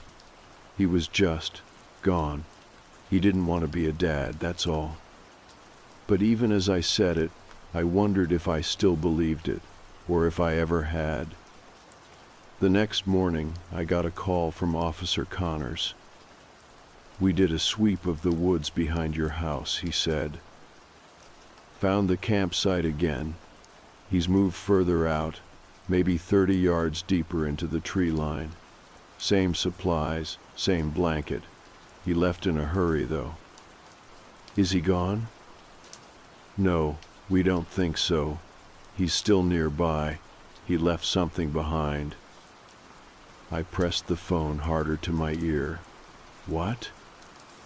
"A journal, pages torn out, mostly gibberish, but some names, some drawings. Your name is in there, and your daughter's." I felt my throat close. "There's more," he said. "We found a receipt for cigarettes, purchased at a gas station about 15 minutes from your house. Do you have footage?" "We're checking now. We've also asked them to alert us if he returns. For now, I suggest staying where you are." I hung up, hands shaking. Later that afternoon, Maddie and I sat outside on the patio while my nephews launched foam rockets into the grass. She was scrolling through her phone, silent again. The sky was overcast, and the air felt heavy, like it was full of static. "You ever feel like someone's following you, even when you're safe?" she asked suddenly. I looked at her. "Yes," I said. She didn't say anything else. That night, the camera app pinged at 3 a.m. I sat up in bed so fast, I nearly fell out of it. The thumbnail showed a figure in the yard. I tapped it, heart pounding. It was him. The man. He was standing behind the shed again, only this time closer to the house, closer than he'd ever been. He wasn't sitting, he wasn't hiding. He was standing upright, arms at his sides, head tilted slightly upward, looking straight at the kitchen window. At the camera. At me. It was like he knew. The clip was 30 seconds long. He never moved, just stared. Then the feed cut off. I called Connors again. He sounded exhausted but alert. "Don't go back yet," he said. "We'll increase patrols. But I'm telling you, this guy is watching. He knows when you're there and when you're not. He's waiting." "For what?" "We're not sure. But he's patient, and he's not gone." The next morning, Maddie found something on her phone. An airdropped image. Not from a number she knew. not saved to her messages, just sitting in her photo gallery. It was her, a shot from behind, standing in my sister's backyard, taken from a distance. Time stamped 20 minutes earlier. She hadn't left the house all morning. That meant he was here. Not at our home. Here. My stomach dropped so fast I nearly got sick. We called the police again, and they sent a car, but it was the same story. No footprints, no one on camera, no real proof that the photo hadn't been taken days ago, even though we knew it hadn't. That night I sat with Maddie in the guest room while she cried quietly into my shoulder. I didn't have answers. I didn't have plans. I just had rage and fear and a gut-deep feeling that this wouldn't stop until I made it stop. He was hunting us, and he was better at it than we were at hiding. So I did the only thing I could think of. I went home. Alone. I didn't tell Maddie I was going. I left her with my sister, who had enough sense not to ask too many questions. I drove back to our house just after dark, parked in the garage, and turned off every light. Then I waited. I had the camera app open. I had a flashlight in my lap. I had a kitchen knife beside me. And I had a plan, if you could call it that. It was simple. Wait. Watch. And if he came back, follow. Because whoever he was, however he knew us, I needed to see his face. Not through a blurry clip. Not through the window. Face to face. And if I could get that far, maybe I could finally end this. I sat there in the dark for hours, the only sound in the house the low hum of the refrigerator and the occasional pop from the wooden floor shifting under old age. I'd left every light off. The camera feed was pulled up on my phone, volume turned low, notifications silenced except for one, the motion alert. I didn't blink much, couldn't. Every minute dragged. Just before 2:00 a.m., the camera sent a push alert. Motion detected. My heart jerked up into my throat. I tapped the notification. There he was. On the screen. The man again, standing behind the shed, just like the night before, only now he was closer. The edge of his hoodie caught the light, and I could make out more this time a beard, not full but patchy, graying at the sides, dark eyes under the shadow of his hood. He didn't move. But he wasn't just staring this time. He was smiling, only with one side of his mouth, the corner twitching up like he knew I was watching. I tapped back out of the feed, slipped on my shoes, and grabbed the flashlight and knife. My hands were sweating. This was reckless, I knew that. Every part of me was screaming not to go out there. But if the police weren't catching him, and he kept getting closer to my daughter, I couldn't wait around anymore. I stepped out the back door as quietly as I could, letting it click shut behind me. The yard was cold. The grass was slick from an earlier drizzle, and the night air had that thick forestry smell of wet leaves and pine. I turned the flashlight on, keeping the beam low to the ground. The camera had caught him at 2:00. It was 2:08 now.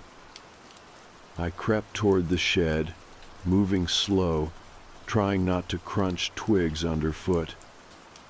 I heard it before I saw anything, a footstep in the woods. Deliberate, not an animal, someone moving slowly. I slipped around the side of the shed and waited. Flashlight off now, heart pounding so hard I thought it might give me away. Another step, closer, then a breath, and suddenly I realized he was right on the other side of the shed. I turned the flashlight on and lunged around the corner, knife raised. No one. Just trees, branches swaying, moonlight slicing through the trunks. The blanket was gone again. So was the folder.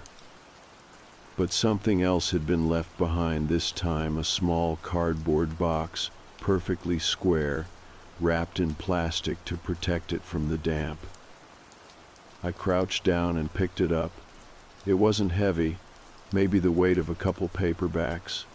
No markings on the outside. I took it inside before opening it. Back in the kitchen, I sliced through the tape with the tip of the knife. Inside was a stack of photographs, not printed off a phone. Old school, film photos, developed glossy prints with dates in the corners. The first was of me, maybe 20 years ago, high school. I was standing in front of a car I barely remembered, wearing a varsity jacket I hadn't seen in decades. The second was me at my old job, one I hadn't worked at since Maddie was a toddler, taken through a glass window as I was eating lunch alone. The third was Maddie, at the grocery store, not last week, at least 2 years ago, younger. Her hair in a braid she hadn't worn since middle school. More photos followed, dozens, some of me, some of Maddie, all taken from a distance. One near the park, another in a dressing room mirror, and one, the last in the box, taken from the end of our upstairs hallway, looking directly into Maddie's bedroom from just outside the door. It was dated 3 nights ago. I dropped the photo. My stomach turned. That's when the house phone rang. I jumped so hard I knocked over the chair behind me. I stared at it, my mind going blank. Nobody used the landline anymore. We only had it for internet bundling. No one ever called it except spam numbers. But I walked over and picked it up. Hello? Silence. Then breathing. And a low voice, not whispering but not normal either, like someone trying to suppress a laugh. She sleeps on the left side, the voice said, just like you. Then the line went dead. I dropped the receiver like it burned me. I didn't sleep. I couldn't. I locked every window, every door, checked the basement, the attic, twice. I called Officer Connors and left a message. I didn't wait for him to call back. I called the emergency line next. A patrol car came within 20 minutes. The officer stayed for nearly 2 hours, walking the woods with a flashlight, inspecting the box and the photos, taking them in as evidence. But there wasn't much else to do. No fingerprints again. No tracks. No one on the nearby cameras. They promised more surveillance, promised to follow up, promised they'd try. But I was done waiting. The man wasn't just camping nearby. He'd been inside. He had a key. Or he'd found a way in we hadn't noticed. A window left unlocked, a forgotten back door. Somewhere in the timeline of the last few days, maybe weeks, he'd crossed a line we didn't even know was there. And if he'd been watching since Maddie was a toddler, like some of those photos suggested, then this wasn't a stalker. It was an obsession. and maybe worse. I packed a second bag that morning. Not to run, to prepare. I took Maddie back from my sister's house that evening. She didn't ask why. She didn't want to be apart anymore, and neither did I. That night, she slept in my room, and I stayed awake in the chair again. This time, I didn't bring just a flashlight and a knife. I brought the baseball bat I kept in the garage, because if he came back, I wouldn't just be watching anymore. I'd be waiting. The first few hours of the night passed with an eerie stillness, the kind that's too quiet to feel natural. I sat in the same chair by the window, the baseball bat leaning against my leg, and my phone resting face up beside me, camera app open, brightness turned low. Maddie lay curled up in my bed, fast asleep but clutching one of the pillows like it anchored her to the world. She hadn't asked any questions when I brought her back. She just looked relieved to be with me, even in that house. Midnight came and went. 1 a.m. ticked by, then 2. The motion light in the backyard never came on. But around 2:17 a.m., my phone pinged. Motion detected. I didn't hesitate. I tapped the alert, and the feed loaded instantly. The man was back. But this time, he wasn't at the edge of the woods. He wasn't by the shed. He was standing on the porch, right outside the back door. His hoodie was down now, his face fully visible. Pale skin, thin lips, hollow cheeks. His eyes were fixed on the camera, and he was smiling again, only now it was wider, more confident, like he knew something I didn't. He raised one hand and waved. Just once. Then he walked slowly to the left, toward the side of the house, out of frame. I leapt up, grabbed the bat, and ran to the back door. I didn't fling it open. I unlocked it slowly, eased it open with one hand, and stepped barefoot onto the porch. Nothing. The air was cold, the kind of cold that seeps into your jaw and makes your teeth ache. I moved carefully down the steps, flashlight in one hand, bat in the other. I didn't call out. I didn't want to give him the satisfaction of hearing fear in my voice. I circled the side of the house. Still nothing. But then I saw it. A smear on the side window. A fingerprint. No, a palm print. A full hand pressed against the glass, as if he'd leaned into it to get a better view. It was right outside the laundry room. The curtain was closed, but just thin enough that I knew he'd been watching the hallway. I backed up, skin crawling. Then I caught it movement. In the woods, a figure, running. I chased. I didn't think, I just ran. Over the grass, past the shed, into the trees. The flashlight bobbed wildly in front of me, illuminating trunks and roots and nothing else. But I heard him. Leaves crunching, branches snapping. He was fast. Too fast. I sprinted for maybe 30 seconds before I realized how far I'd gone and how stupid this was. What was I going to do if I caught him? He knew these woods better than I did. I was barefoot, in pajamas, holding a bat like it would save me from whatever this man really was. I turned back, and that's when I saw it.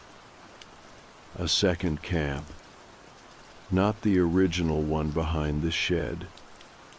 This one was deeper in, hidden under a half-collapsed hunting blind, half covered with brush, blankets, more wrappers, empty water bottles, and a notebook. I knelt beside it, breath catching in my throat. It wasn't torn up like the one the police had found. This one was intact, filled, front to back, with neat handwriting in dark ink, page after page of names, dates, sketches. At the center of one page, our house. A crude drawing, but unmistakable. And right below it, in capital letters, "She's ready now." I slammed the book shut, heart thudding in my ears. A branch snapped behind me. I stood up fast, turning in every direction, flashlight beams slicing through the dark. But no one was there. I didn't wait. I ran back to the house faster than I ever had in my life. Burst through the back door, slammed it shut, locked every bolt and latch. I woke Maddie. She sat up, groggy and alarmed. "What's going on?" I didn't sugarcoat it. He was here. He waved at the camera. He touched the window. I found another camp. He has a notebook with our house drawn in it. She paled. "I want you to pack a bag," I said.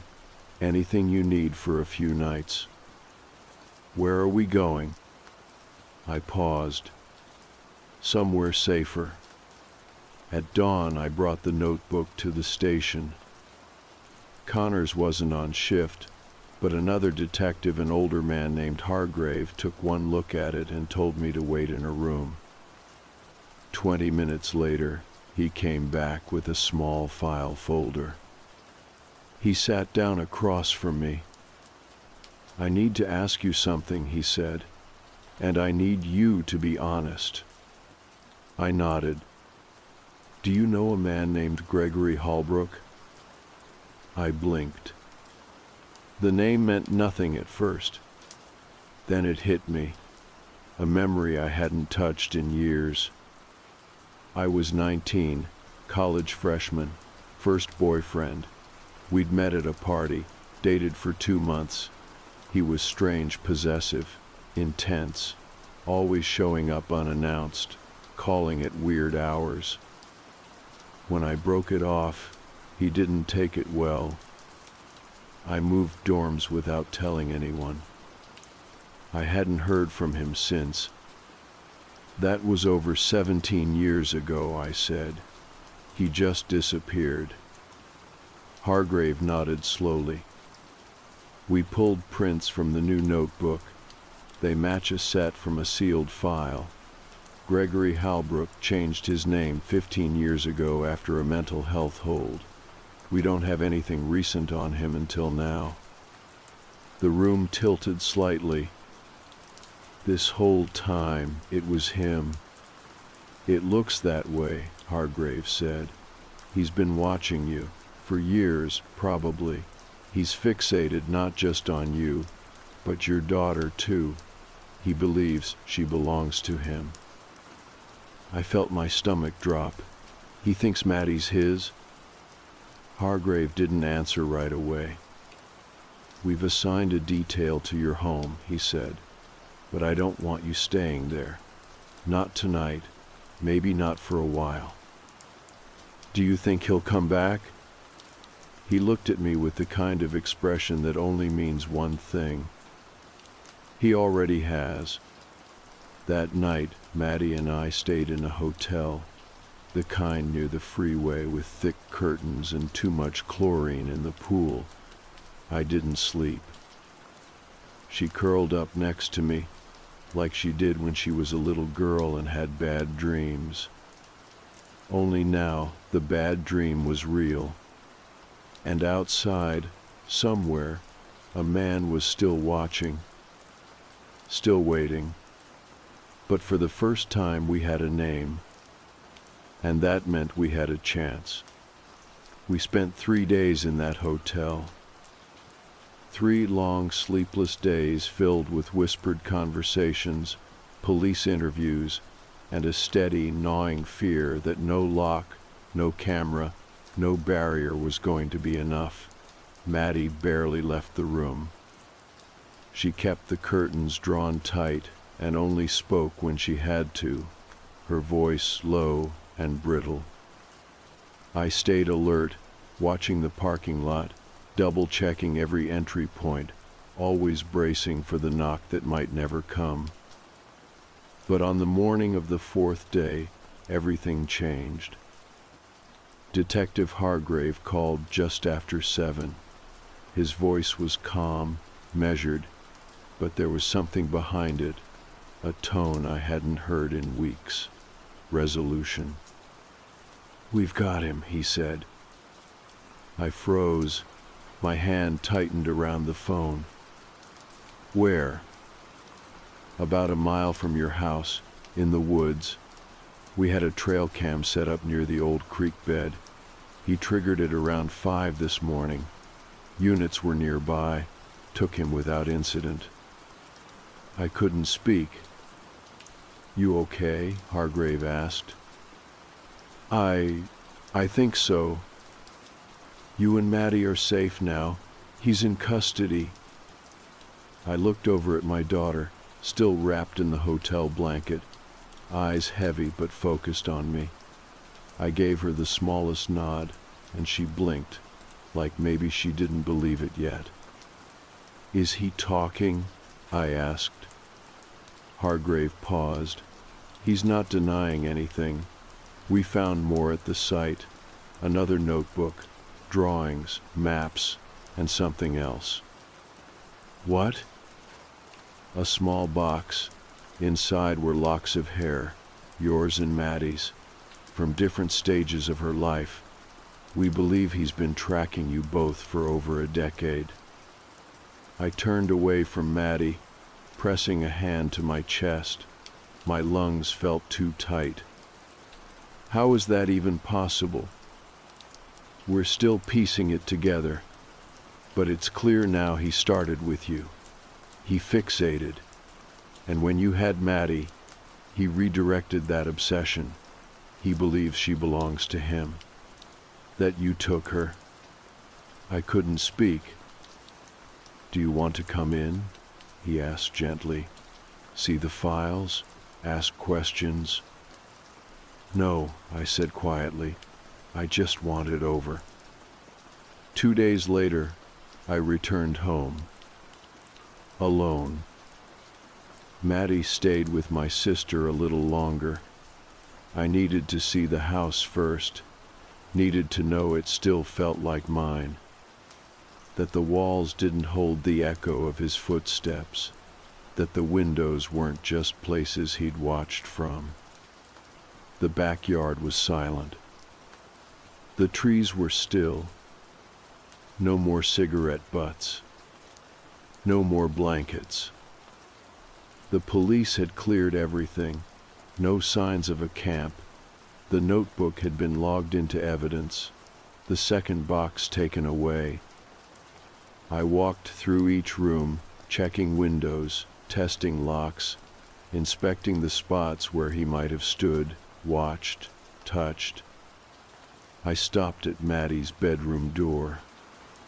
It had been left ajar. I pushed it open slowly, half expecting something to be wrong. But it looked just like it always had: soft lighting, posters peeling slightly, a stack of books beside the bed, her favorite hoodie on the back of the chair. Only one thing was out of place. On the windowsill, tucked behind the curtain, was a folded piece of paper. No envelope. No name. Just a single handwritten note. "She smiled like you. I only wanted to see her grow up." My hands shook. I placed it into a Ziploc bag and brought it to Hargrave later that day. He looked tired, older than before, but still sharp. "He left this?" I nodded. "We think he slipped it through the window before we picked him up," he said, his way of saying goodbye. Is that what this was to him? Some long, deranged reunion? "He doesn't see it as stalking," Hargrave said. "He's rationalized it, built a world where you and Maddie were his, a world where he was part of your lives. Everything else, the trespassing, the photos, he sees that as proof of love, not obsession." "Can I ask you something?" "Of course." "Why now? Why after all this time?" Hargrave sighed. "We think Maddie's age triggered something. 16. That's how old you were when he first met you. He saw her become what you were, and that line blurred. He couldn't tell the difference anymore." I sat back in the chair, letting that settle. "You stopped it," he said quietly, "before it got worse." "It already was worse," I said. He didn't argue. When I finally brought Maddie home, she was nervous. She stood in the doorway, arms crossed, as if the place might collapse around her. "You okay?" I asked. She shrugged. But that night, she slept in her own room. The lights stayed on, and the door cracked open, but she slept. That was enough. We changed the locks, got better cameras. I put up new blinds and added motion lights on all sides of the house. For weeks, we jumped at every creak, every rustle of wind. But eventually, the silence returned, the normal kind. Time passed. Hargrave called once a week, then once a month. The case was solid. The charges were numerous: stalking, breaking and entering, attempted abduction, harassment. And the notebook sealed the rest. Gregory Holbrook would never walk free again. Not because he apologized, but because he never would. He never saw what he did as wrong. But the court did. The system did. That was enough. Months later, Maddie turned 17. She asked for one thing: to go on a hike, the same trail behind the house, the one she used to love before all of this. I hesitated, of course, but I went with her. We packed lunch, took our time, and when we passed the place where the shed meets the trees, she stopped. There was nothing there anymore. No blankets, no footprints, just quiet woods. "I don't want to be afraid of our backyard forever," she said. "You don't have to be." She looked at me, and for the first time in months, her smile reached her eyes. "Some scars don't show. Some stalkers don't scream or knock or break in. They wait, watch, take pieces of your life while you're not looking. But we got ours back. He took years from us. We took everything else from him. And now, we sleep with the windows closed, the blinds drawn, and the camera's always on. Not because we're scared, because we're prepared, because our home is ours again. And no one, not even a ghost from the past, will ever take it from us again.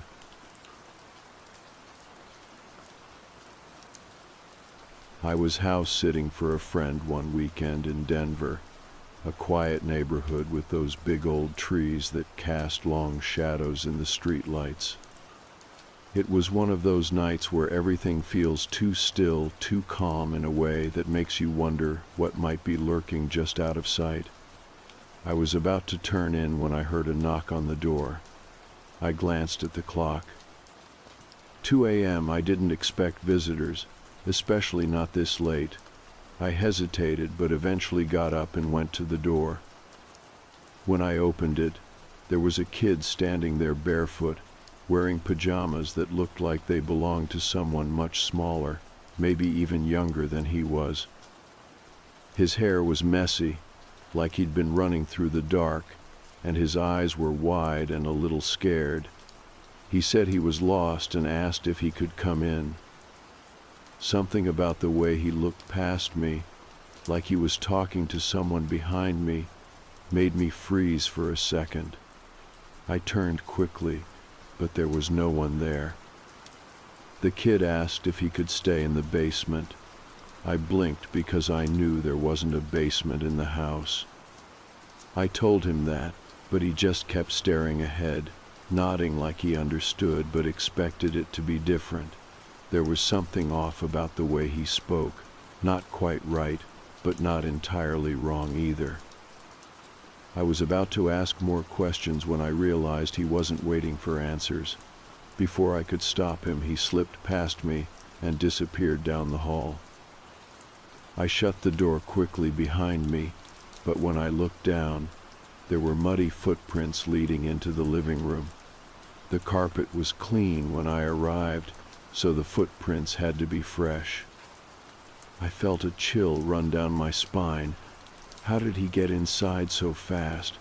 And why was he barefoot at all? I grabbed my phone to call my friend, but before I could dial, I heard the knock again, soft this time, almost like a whisper against the wood. I checked the security camera footage the next day. It showed the kid standing at the door, just like I'd seen, but behind him was something I hadn't noticed in the moment, a tall, thin man standing in the shadows. His face was hidden, but the way he loomed over the kid sent a shiver through me. The man didn't move, but his presence felt heavy and unnatural. The kid looked up at him for a moment, before turning back to the door and knocking. That footage stayed with me. I kept thinking about those muddy footprints. They didn't stop at the door. They continued inside, tracking all the way up to the guest room where I was sleeping. I went through the house multiple times, trying to find any sign of someone else. There was nothing but the strange echo of footsteps and a cold feeling that I wasn't alone that night. I still don't know who that kid was, or the man behind him. Part of me wonders if the kid was real, or if maybe it was some kind of dream that got too vivid. But the footprints, the footage, and the cold that settled in the house told me it was something else entirely, something that followed him, something that might still be there. That night changed how I look at quiet houses and late knocks. I don't know if the kid was lost or if he was running from something far worse than I can imagine. And the man in the shadows? Maybe he was a guardian, or maybe he was the predator waiting just out of sight. I don't have answers. All I know is that the kid knocked, and when I opened the door, the night got a little darker. The morning after that strange night, I kept replaying everything in my head like a broken record. The kid at the door, the way he looked past me, the strange request about the basement, and most of all, the muddy footprints that didn't stop at the door but kept going deeper into the house. It was impossible to forget, no matter how much I tried to rationalize it. I told myself it had to be a dream or some trick of the light. But the footprints were real, and the security footage was there to prove it two things that didn't lie. I spent that day cleaning up the mud tracks and looking for any clues the kid might have left behind, but there was nothing.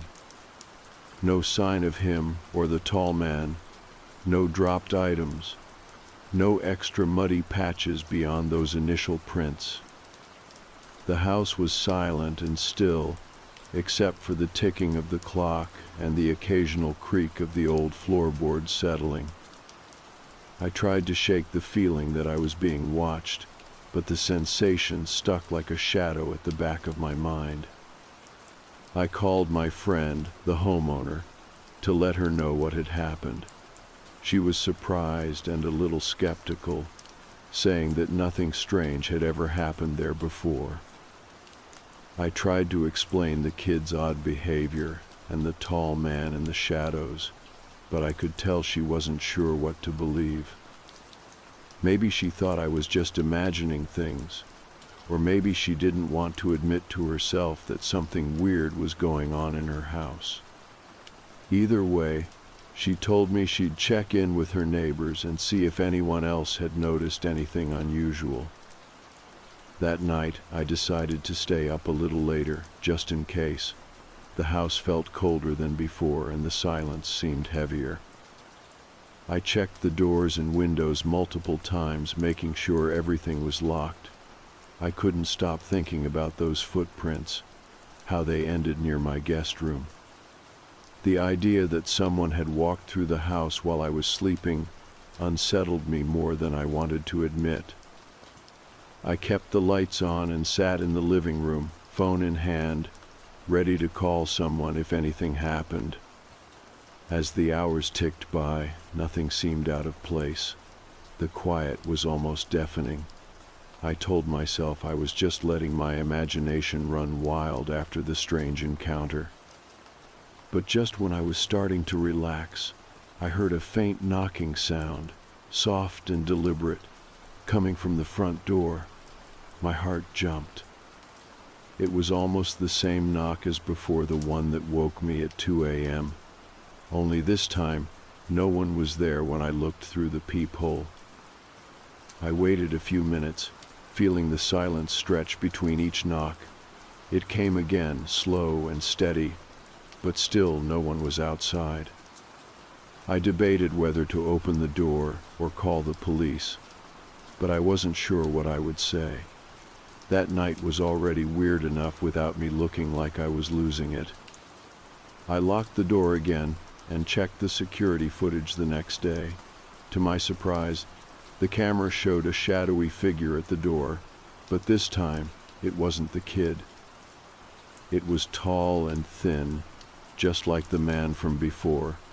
The figure stood there, motionless, and then disappeared just as suddenly as it had appeared.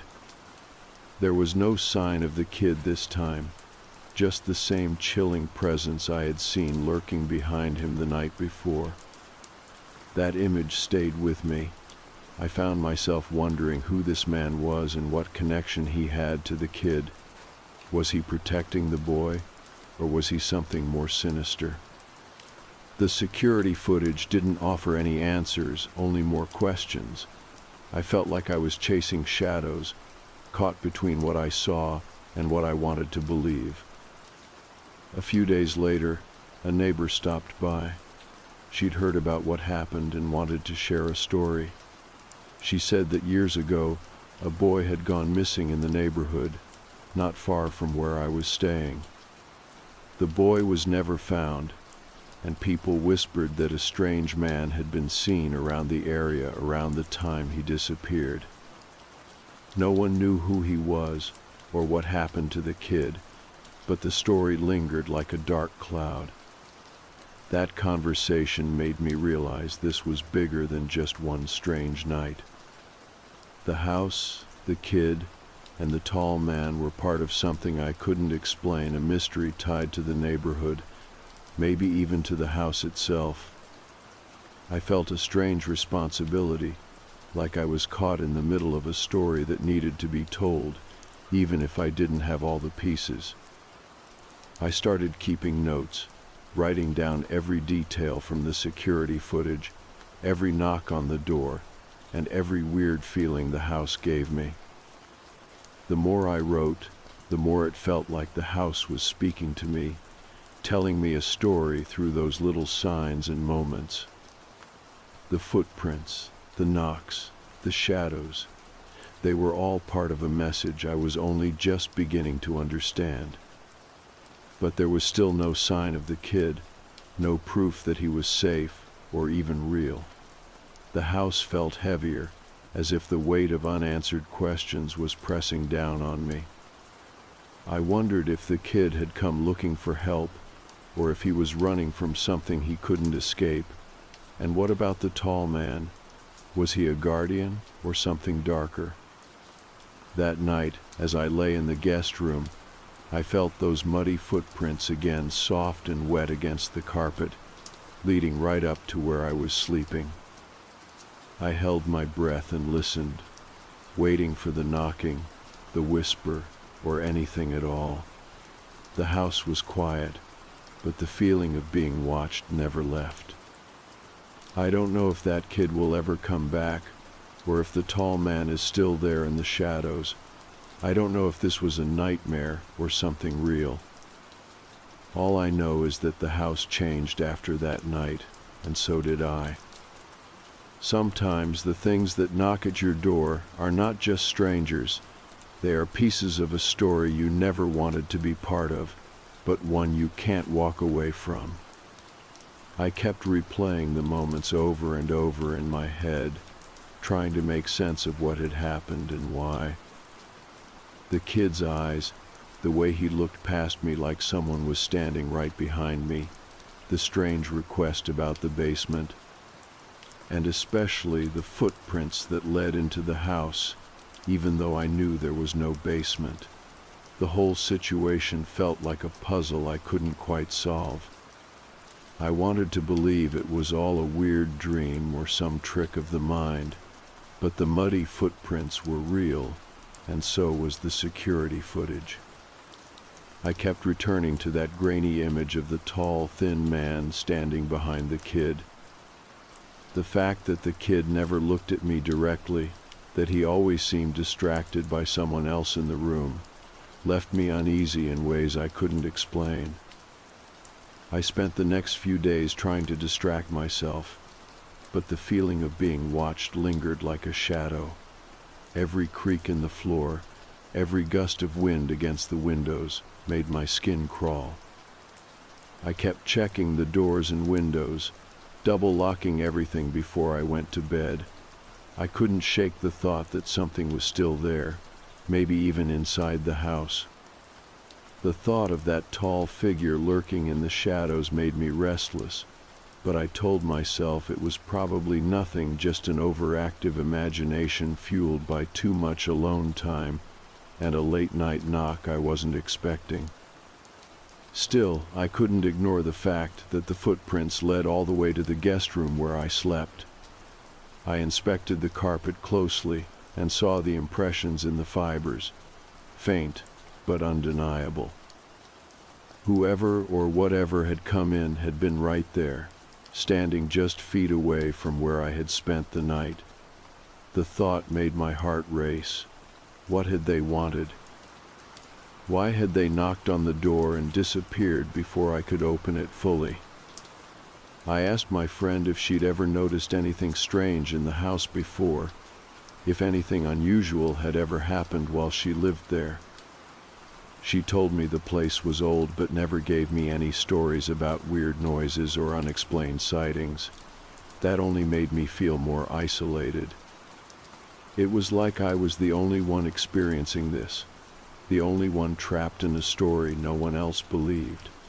I wondered if she thought I was making it up, or if she was just trying to protect me from worrying. I started sleeping with a flashlight on the nightstand and my phone within reach. Every little sound startled me, the creak of a floorboard, the rustle of the curtains, even the tick of the clock. I found myself jumping at shadows and double-checking the locks before closing my eyes. The house didn't feel like a home anymore. It felt like a place holding its breath, waiting for something to happen. One night, around 2 a.m., I heard the knock again, soft and deliberate, just like before. My heart pounded in my chest as I grabbed the flashlight and went to the door. I looked through the peephole, but no one was there. The porch was empty, the street silent, except for the distant hum of traffic. I opened the door cautiously, half expecting someone to be standing there, but the cold night air was all that greeted me. I went back inside and shut the door, feeling foolish but unable to ignore the fear clutching at my chest. I checked the security footage again, hoping to see anything that I had missed before. The cameras showed the porch empty, but the image of the tall man from before flickered in and out like a glitch, as if he was there but not there. The footage gave me no answers, only a deeper sense of confusion. A few days later, I decided to talk to some neighbors, hoping to find someone who might have noticed something strange. Most of them were polite but distant, clearly uncomfortable with the topic. One older woman told me a story about a boy who disappeared from the neighborhood years ago. The police never found him, and some believed a shadowy figure was seen lurking around the area just before the boy vanished. The description matched the tall man in the footage. She didn't say much more, but her eyes were full of sadness, like she had seen too many things she wished she hadn't. The story made me realize I was part of something bigger than just a creepy night or a mysterious knock. The house, the kid, the tall man, they were pieces of a puzzle tied to the history of the neighborhood and the people who lived there. I felt like I was caught between past and present, trying to understand a story that wasn't mine but that I couldn't walk away from. I started keeping a journal, writing down everything I saw and heard, every knock and shadow, every step of those muddy footprints.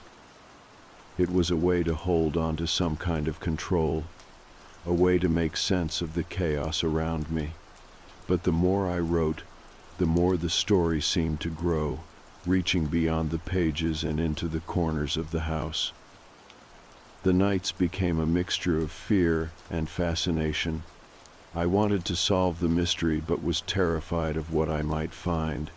I kept the lights on longer and slept with the door locked. Sometimes, when I was lying awake, I thought I heard footsteps moving just outside the guest room, soft and slow. I would hold my breath, waiting for the knock that might never come, hoping for a sign that I wasn't alone, but afraid of what that sign might be. I don't know if the kid who knocked was really lost or running from something worse. I don't know if the tall man was protecting him or following him. I don't know if the footprints were a warning or a message. All I know is that the house changed after that night. The silence became heavier, the shadows longer. The knocking at the door was no longer just a sound. It was a question, a call to face something I wasn't ready to understand. And I'm still waiting for answers. The house was quieter than usual the next day, but that stillness felt heavy, like the calm before a storm. I woke up earlier than usual, unable to shake the tension from my mind. The events of the past few nights played over and over in my head, and the unease settled deep in my chest.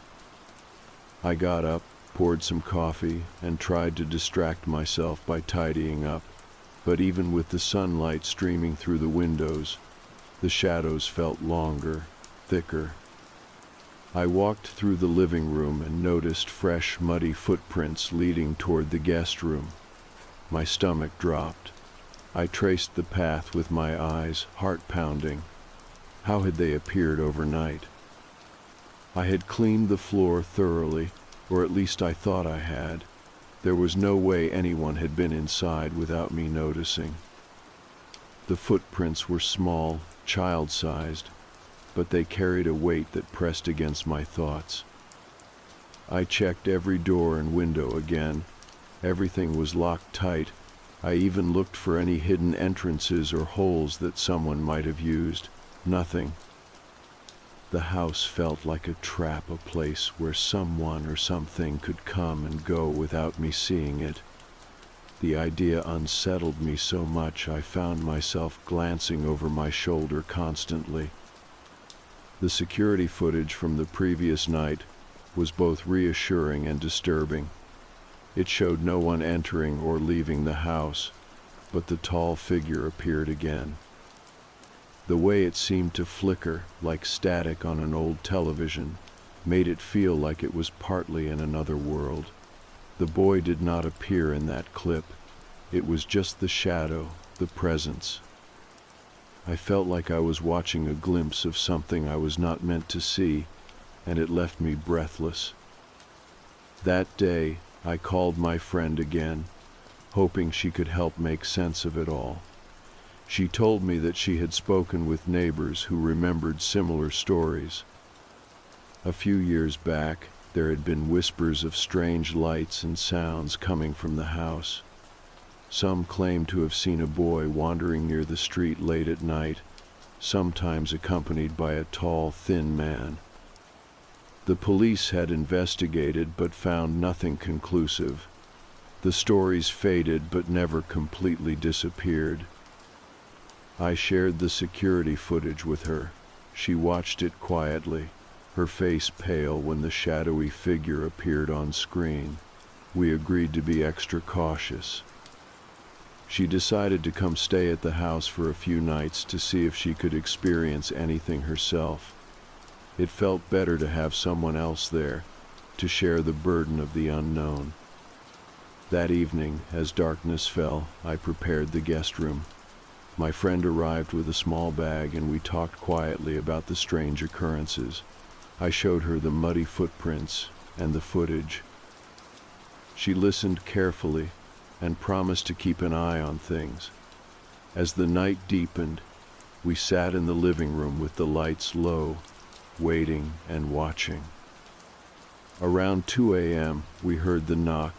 It was soft, steady, unmistakable. I froze, heart hammering in my chest. My friend grabbed my hand, and we both looked toward the door. The knock came again, and this time we heard footsteps approaching from the porch. We held our breath. I checked the peephole, but once again no one was there. The porch was empty, wet from the rain earlier that day. We opened the door cautiously and looked outside. Nothing. Just the quiet street and the rustling leaves. It was like whoever knocked had vanished into thin air. We locked the door and sat back down, trying to calm our racing hearts. The house seemed to hold its breath with us, the silence stretching longer than felt natural. Then, from the hallway, came the soft sound of footsteps. Barefoot, slow, deliberate. They moved toward the guest room. We exchanged terrified glances and stood up, moving toward the sound. The hallway was dimly lit, and at the end, near the guest room door, we saw the muddy footprints again. They ended at the threshold, but the door was closed. I reached out and opened it slowly. The room was empty, but the air felt thick with presence. We searched the room carefully but found no one. The bed was neatly made, the windows shut tight. The footprints stopped there, as if whoever left them had simply disappeared. The rest of the night passed without further incident, but neither of us slept. We talked quietly, trying to piece together what was happening. The kid, the tall man, the footprints, they all seemed connected to something older, something buried beneath the surface of the house and neighborhood.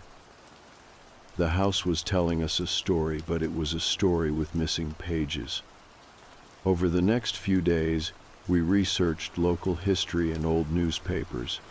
We found a story about a boy who had gone missing decades ago, last seen near the street where the house stood. There were rumors of a strange man who had been seen with the boy shortly before he disappeared. No body was ever found, and the case went cold.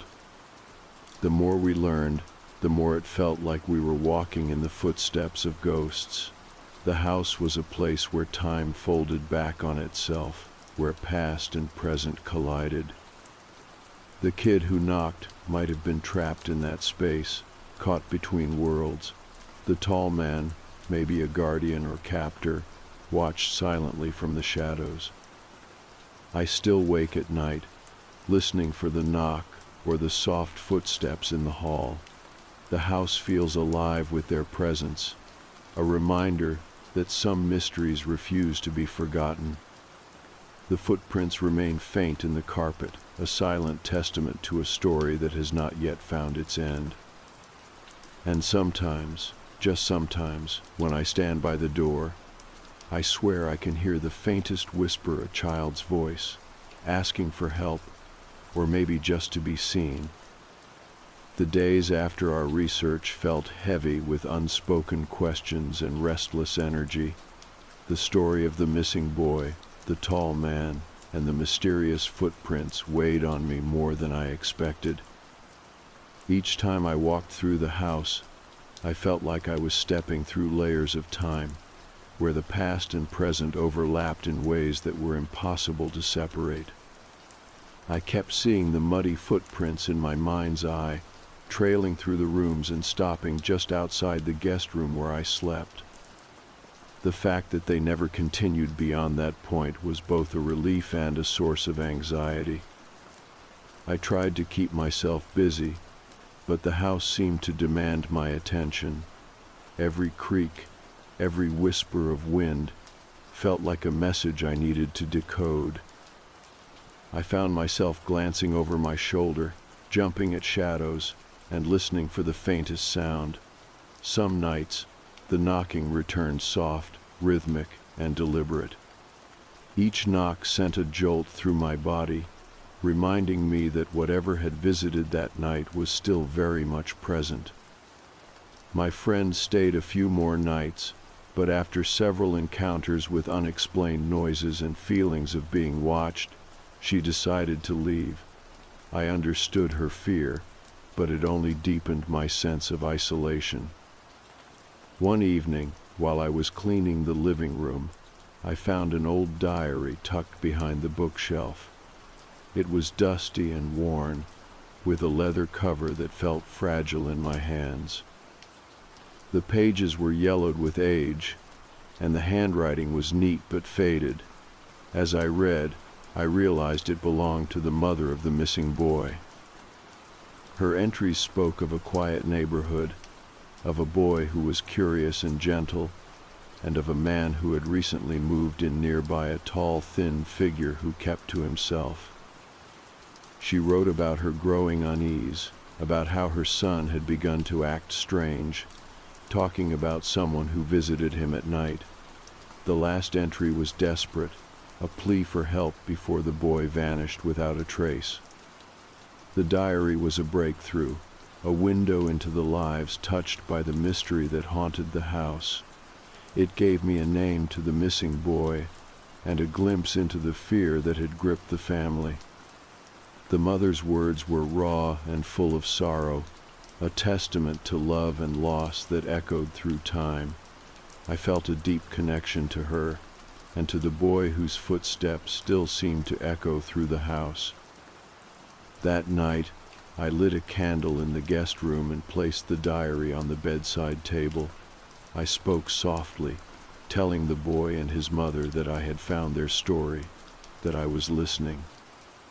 The house felt quieter, as if acknowledging my words.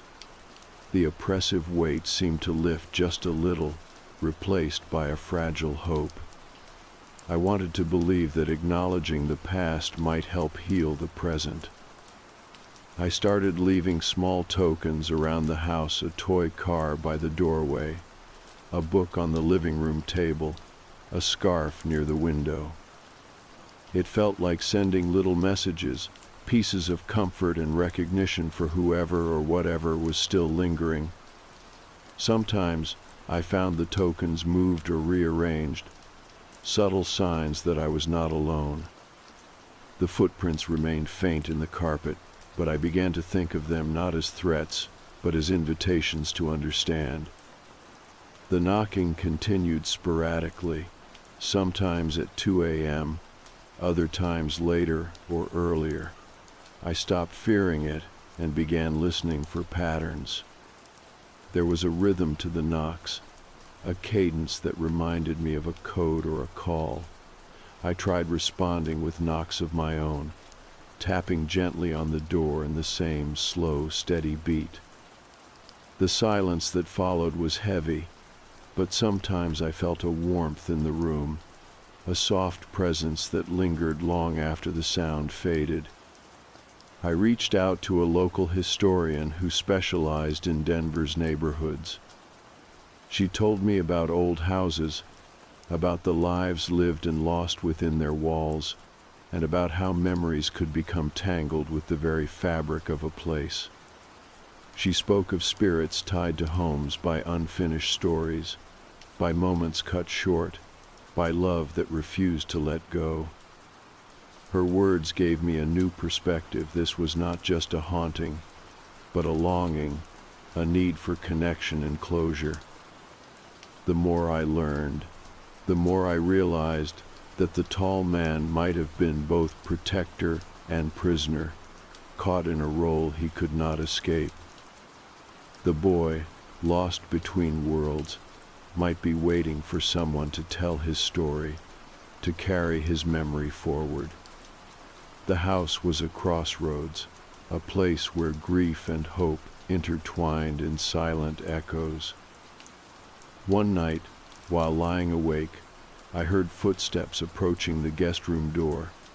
I held my breath as it creaked open slowly. I sat up, expecting to see nothing, but instead, the faint outline of a small figure stood in the doorway. The boy was there, translucent and shimmering, his eyes full of both sadness and curiosity. I whispered his name, and for a moment, it felt like he smiled. He stepped forward and disappeared into the room, leaving behind a feeling of peace I had not known before. The footprints seemed less ominous after that night, more like traces of a story finally being told. The knocking stopped, replaced by a gentle presence that filled the house with warmth. I still live in the house, carrying the weight and the gift of that story. I tell it to those who will listen, hoping to honor the boy and his mother, the tall man, and the shadows that linger. The footprints may never vanish completely, but now they are a reminder not of fear, but of memory, connection, and the enduring power of being seen. The quiet in the house settled differently after that night. It was no longer weighed down by the heavy silence of unanswered questions or haunted footsteps. Instead, there was a subtle shift, a softness in the air, like the house itself was breathing a sigh of relief. The boy who had knocked at the door, the tall man lurking in the shadows, and the muddy footprints that traced a path to my room, all felt like pieces of a story that had finally found its ending. I woke up one morning to find the guest room bathed in soft sunlight filtering through the curtains. The diary still lay on the bedside table, its pages worn and fragile but filled with words that had given me a connection to the past. I touched the cover gently, thinking about the mother who had poured her heart into those pages, the boy who had vanished, and the mysterious figure who had followed him. Their story was no longer just a collection of strange events. It was a testament to the lives that had touched this house, forever etched into its walls. The footprints in the carpet had faded with time, as if the house itself was healing. I no longer feared the knocking at the door, and in fact, it had stopped altogether. The nights were quieter, but they no longer felt empty. There was a presence, gentle and reassuring, that lingered in the corners and shadows. Sometimes, when the light was just right, I thought I could see the faint outline of a small figure watching over the house, not as a threat, but as a guardian. I continued to care for the house with a new sense of purpose. Every creak, every whisper of wind through the windows, felt like a reminder of the delicate balance between past and present. I kept the diary close, along with the small tokens I had left around the house, the toy car, the scarf, the book. They were symbols of a connection that transcended time, a promise that no story is ever truly lost. One evening, as I sat by the fireplace, I found myself humming the lullaby I had heard on that first night. It was a melody that had traveled through years and memories, a song of comfort and hope. The house seemed to respond, the flames flickering gently as if in harmony. I felt a warmth spread through me, a sense of peace that I hadn't known was possible. The neighborhood around the house had changed too. The stories of the missing boy and the shadowy figure had become part of the local lore, whispered among neighbors as a cautionary tale, but also as a reminder of the mysteries that live just beneath the surface of everyday life.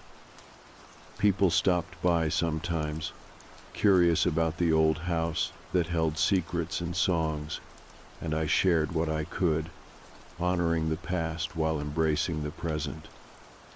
I think about the boy often. I imagine him finally free from the shadows, running through the streets with laughter instead of fear. I think about the tall man not as a monster, but as a figure caught between worlds, bound by duty or regret, waiting for the day when he could let go. Their story lives on in the house, in the footprints that fade but never disappear completely, and in the lullaby that lingers softly in the air. The experience changed me in ways I didn't expect. It taught me about the power of memory, the weight of loss, and the resilience of love. It showed me that sometimes the things that knock on our doors are not just strangers, they are messengers, reminders, echoes of lives that touched ours in profound ways. Now, when the night falls and the house grows still, I listen quietly for the soft knock that might never come again. Instead, I hear the lullaby, a gentle, haunting melody that carries the promise of healing and hope. It reminds me that every story deserves to be heard, every life remembered, and every shadow met with kindness. And so, the house stands a silent witness to a tale of loss and love, fear and hope. The boy who knocked is no longer lost, the tall man no longer a shadow, and the footprints no longer a sign of fear but a path toward understanding. The door remains closed, but the story inside is wide open, waiting for anyone willing to listen.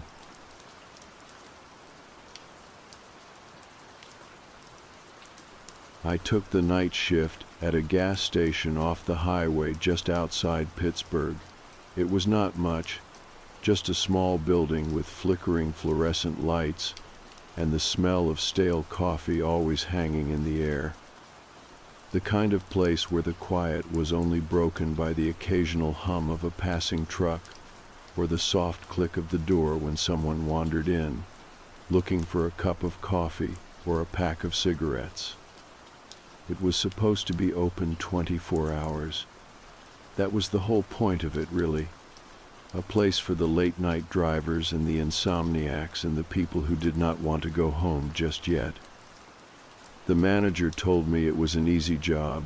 Watch the register, restock the shelves if they got low, and keep the coffee hot. He said the cameras were old but good enough, and that nothing ever happened out there at night anyway. I believed him, at first. The first few nights were just like he said, quiet, empty. The only sounds were the hum of the refrigerator units and the occasional squeak of my own shoes on the tile. Sometimes I would see headlights flash across the window, a car slowing down and then rolling on past. I would stand there behind the counter, my hands wrapped around a cup of coffee, and I would tell myself it was just another night, just another job. But there was something about that place that never felt quite right. The way the air always smelled faintly of something metallic, like old blood or rust. The way the shadows seemed to pool a little deeper in the corners, even when the lights were bright and humming. I tried not to think about it too much. I told myself it was just the way old places felt at night, the quiet pressing in around you until it felt like it might swallow you whole. Then came the night that changed everything. It was just after midnight, the store empty except for me and the soft buzz of the lights overhead. I was standing behind the counter, counting the till for the third time out of boredom, when I heard it. A soft click, like the sound of the door locking itself. I looked up, and for a moment, I thought I had imagined it. But then I tried the handle, and it would not budge. The door had locked itself. I stood there for a moment, my hand on the cold metal, trying to make sense of it. The lock was old and stiff, but it had never done that before. I looked out the window, my breath fogging the glass, and that was when I saw him. He was standing by pump 4, tall and thin, skin so pale it almost glowed under the flickering lights. He was not wearing any clothes, just standing there in the cold night air, his arms hanging loose at his sides. For a moment, I thought he might be a trick of the light, a reflection in the glass. But he did not move. He just stood there, watching the door with empty eyes. I do not know how long I stood there, staring at him. My heart was pounding in my chest, my breath coming in small, sharp gasps. I wanted to look away, to pretend I had not seen him. But I could not.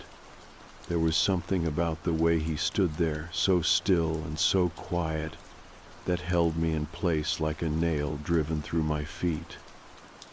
I backed away from the door, my hands shaking, and I ducked into the back room. The small space smelled of old cardboard and cleaning supplies, the narrow shelves lined with paper towels and toilet cleaner. I pressed my back against the wall and closed my eyes, trying to slow my breathing, trying to tell myself it was just a man, just some drifter who had lost his way. But even as I told myself that, I could feel it was not true. There was something about him, something in the way he stood so still that made my skin crawl. I sat there in the dark, listening to the soft hum of the old fridge in the corner, and I waited. After what felt like hours, I crept back to the front of the store. The door was still locked, the pale figure still standing by the pumps. He had not moved an inch. It was like he was part of the night itself, some piece of the darkness that had stepped into the light just to see what it felt like. I went to the register and tried the phone, but the line was dead. No dial tone, just a soft, empty hum that filled the quiet of the store like a breath held too long. I wanted to scream, to pound on the door until the glass shattered, but I was too afraid that if I moved too quickly, he would move too, that he would come to the door and press his cold, pale face against the glass and show me what waited in the dark. So I hid. I went back to the storage room and sat on the cold concrete floor, my arms wrapped around my knees, and I waited for the night to end. I thought about the cameras, the way they watched every corner of the store, and I told myself that if he came closer, I would see it in the morning. I would know I had not imagined it. But when the sun finally rose, and the door unlocked itself with a soft click that made my heart jump, I stepped out into the pale light of the morning and looked at the screens. There was nothing. No pale figure by the pumps, no shadow in the flickering light. Just the empty, quiet night, the same as it had always been.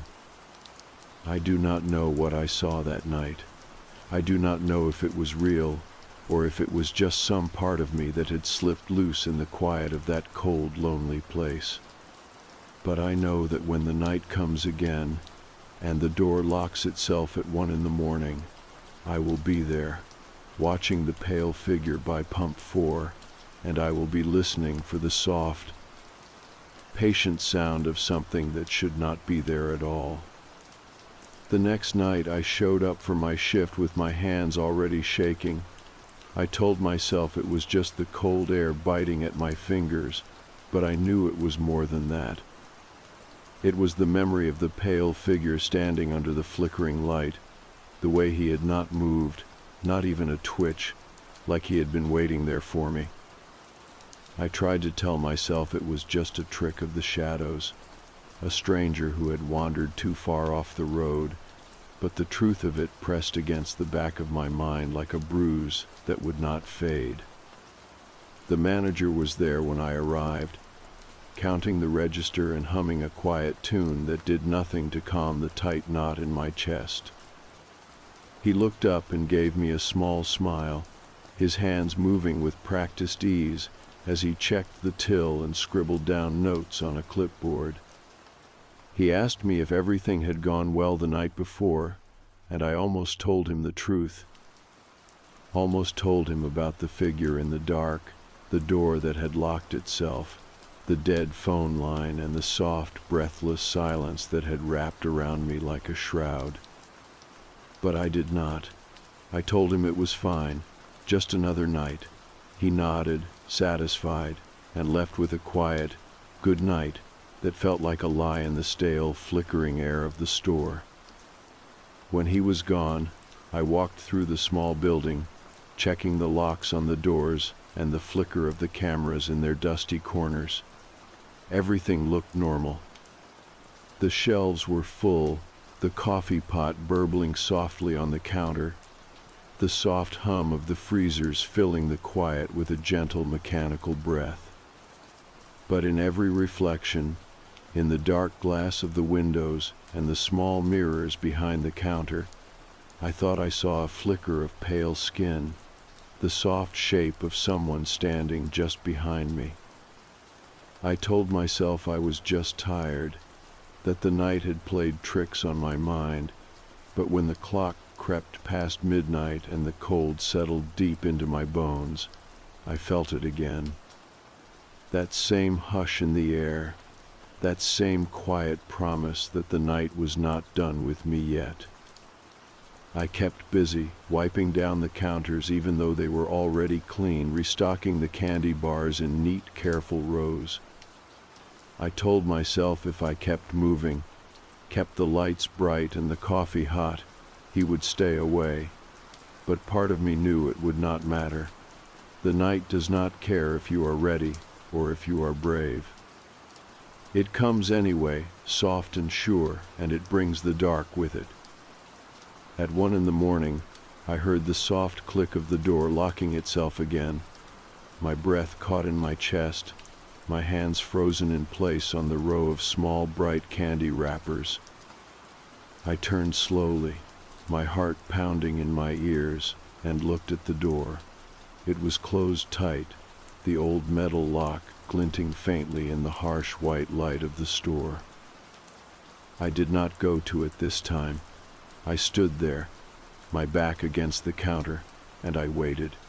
I watched the door, my breath coming in small, shallow gasps, and I listened. Outside, the night was quiet, the soft rustle of the wind the only sound. But in that hush, I thought I heard something else, the slow, patient scrape of bare feet on cold pavement. The quiet sigh of breath that was not mine. I forced myself to move, my legs shaking as I stepped out from behind the counter and walked to the window.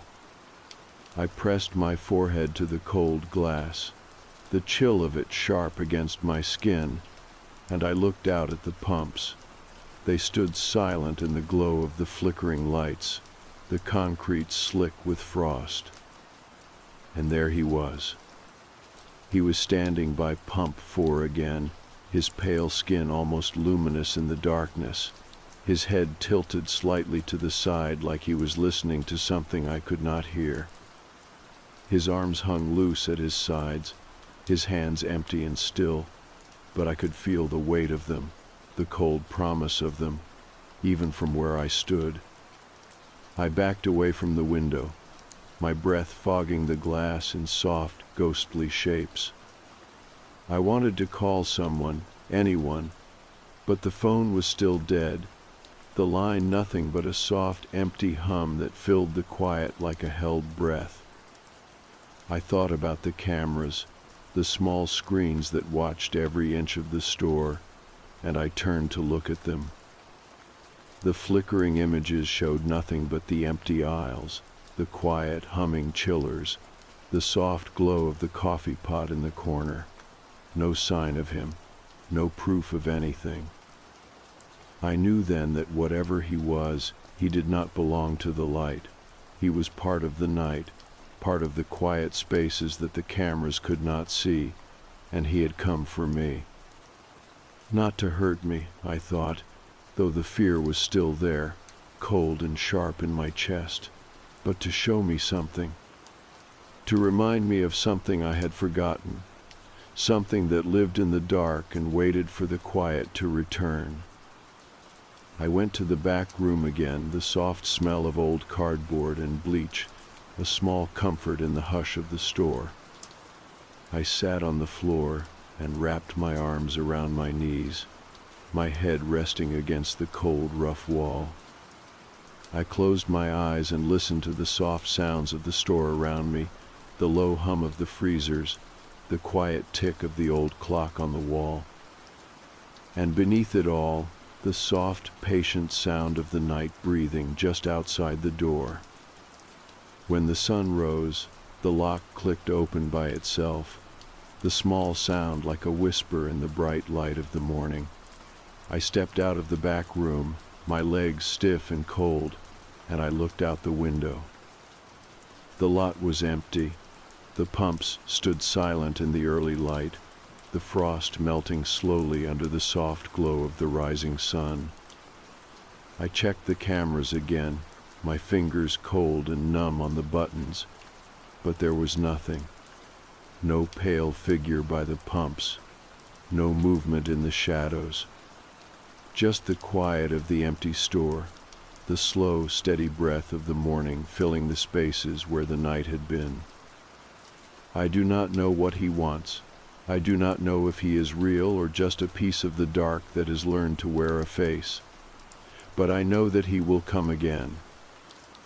And when he does, I will be here, waiting in the quiet, my breath steady in the dark.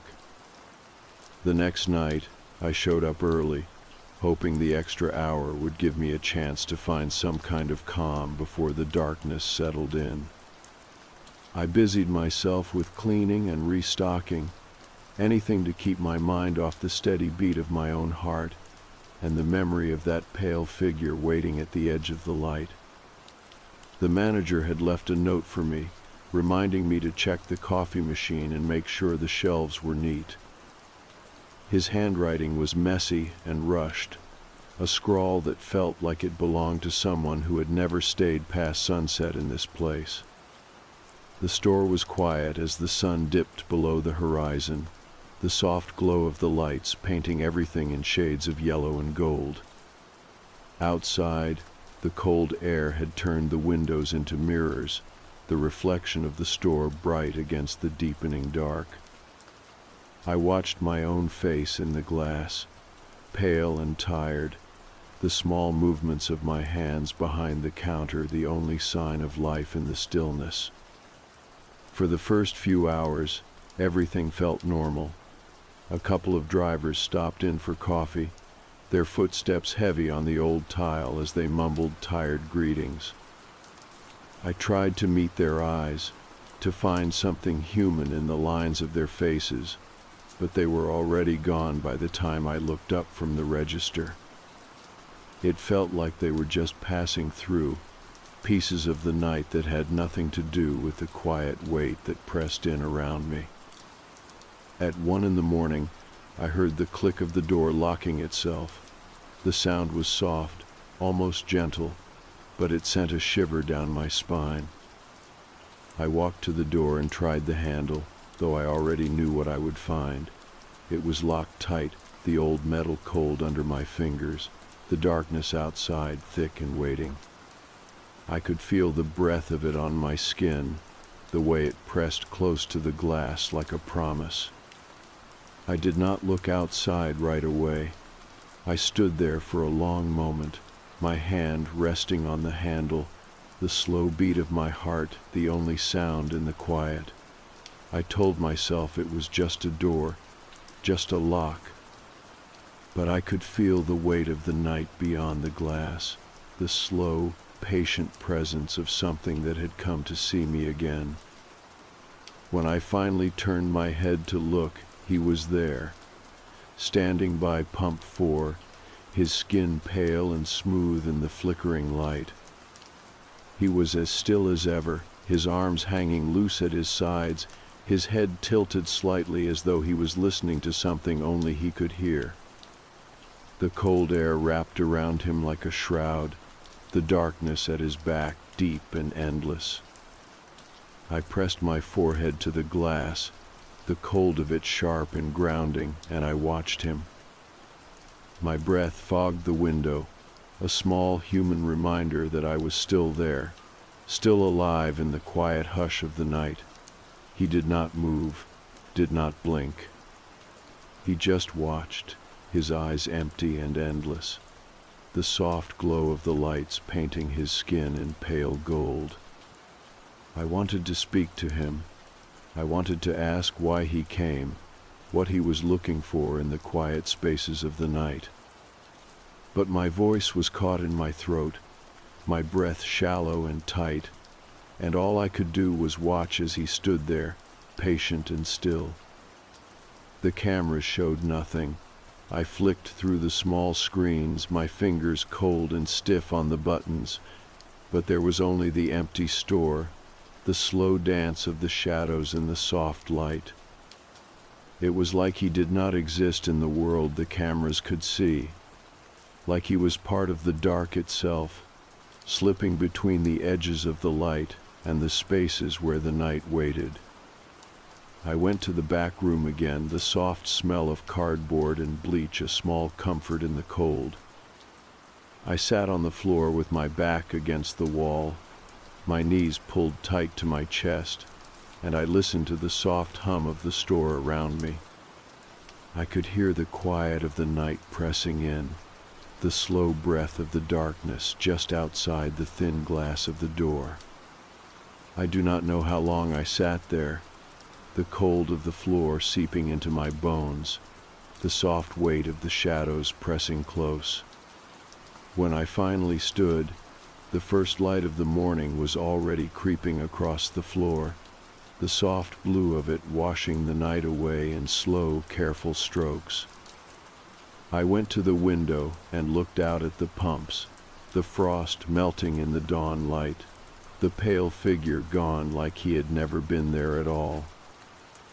I made coffee and sat at the counter, the warmth of the cup in my hands a small human comfort in the quiet of the morning. I watched the sun rise, the soft light turning the windows into mirrors again, and I thought about the night, about the way he watched me, the slow, patient silence of him. And I wondered if he was waiting for something, or if he was just a part of the night itself, a piece of the dark that had learned to wear a face. The door unlocked itself with a soft click, the sound of it a quiet reminder that the day had come. I stood and stretched, the stiffness of the night still in my bones, and I looked at the door. The lock was just metal and glass, but it felt like a promise, a quiet, patient promise that the night would come again, and that he would be there when it did. I do not know what he wants. I do not know if he is real, or just a shadow that has learned to whisper in the quiet of the night. But I know that when the darkness comes, I will be there, waiting in the hush of the store, my breath steady in the cold. And maybe, just maybe, one night I will find the courage to open the door and see what waits in the dark. I started keeping a small notebook behind the counter, just to have something to do with my hands in the slow hours. At first, I thought it would help calm me down, a way to make the hours pass more gently. But as I filled the pages with small, careful words, I realized I was trying to make sense of the thing that had come to haunt me. Each night, the pale figure at pump 4 became a little more real in my mind, a little closer in the darkness that pressed against the glass. I would write down every small thing I could remember: the way the door locked itself at exactly 1 in the morning, the soft click of the deadbolt like a question I could not answer, the way the air in the store seemed to grow colder, even though the heaters hummed along in the quiet, the way my breath would catch in my chest when I saw him standing there, so still and so pale, the shadows of the night wrapping around him like a cloak. Sometimes I would write about the way the darkness felt, heavy and thick, like water pressing in around me, my own reflection in the glass of the doors nothing but a ghost in the glow of the flickering lights. I would write about the way he stood, his head tilted as if he was listening, though there was never any sound but the low hum of the fridges and the slow, patient beat of my own heart. I tried to remember what it felt like before the nights began to feel like they had teeth, before I started to see the pale figure even in my dreams. I thought about the nights when I would stand behind the counter, half asleep, the quiet of the store nothing more than an empty space between the hours. I tried to remember the way the light felt before it became a shield, the way the dark felt before it began to breathe. But every time I closed my eyes, all I could see was him, standing there, patient and still, the night itself draped around his shoulders. I would wake up gasping, my sheets damp with sweat, my heart hammering in the quiet, and I would tell myself it was just a dream, just a shadow that had learned to wear a face. The next night, I came to work with a small flashlight in my pocket. It was a cheap thing, the plastic crack near the switch, but the small circle of light felt like a promise. I kept it in my hand as I went through the motions of the shift, the small weight of it a comfort against my palm. The store was quiet, the soft glow of the overhead lights painting everything in gentle gold. Outside, the cold pressed close to the glass, the night thick and silent. At 1 in the morning, the door locked itself again. I heard the soft click of the deadbolt and felt my breath catch, my fingers tightening around the flashlight. I did not go to the window right away. I stood there in the hush of the store, my heart beating slow and heavy, and I waited. When I finally looked, he was there. Just like every night, standing by pump 4, his pale skin almost silver in the glow of the flickering lights. His arms hung loose at his sides, his head tilted slightly, like he was listening to something I could not hear.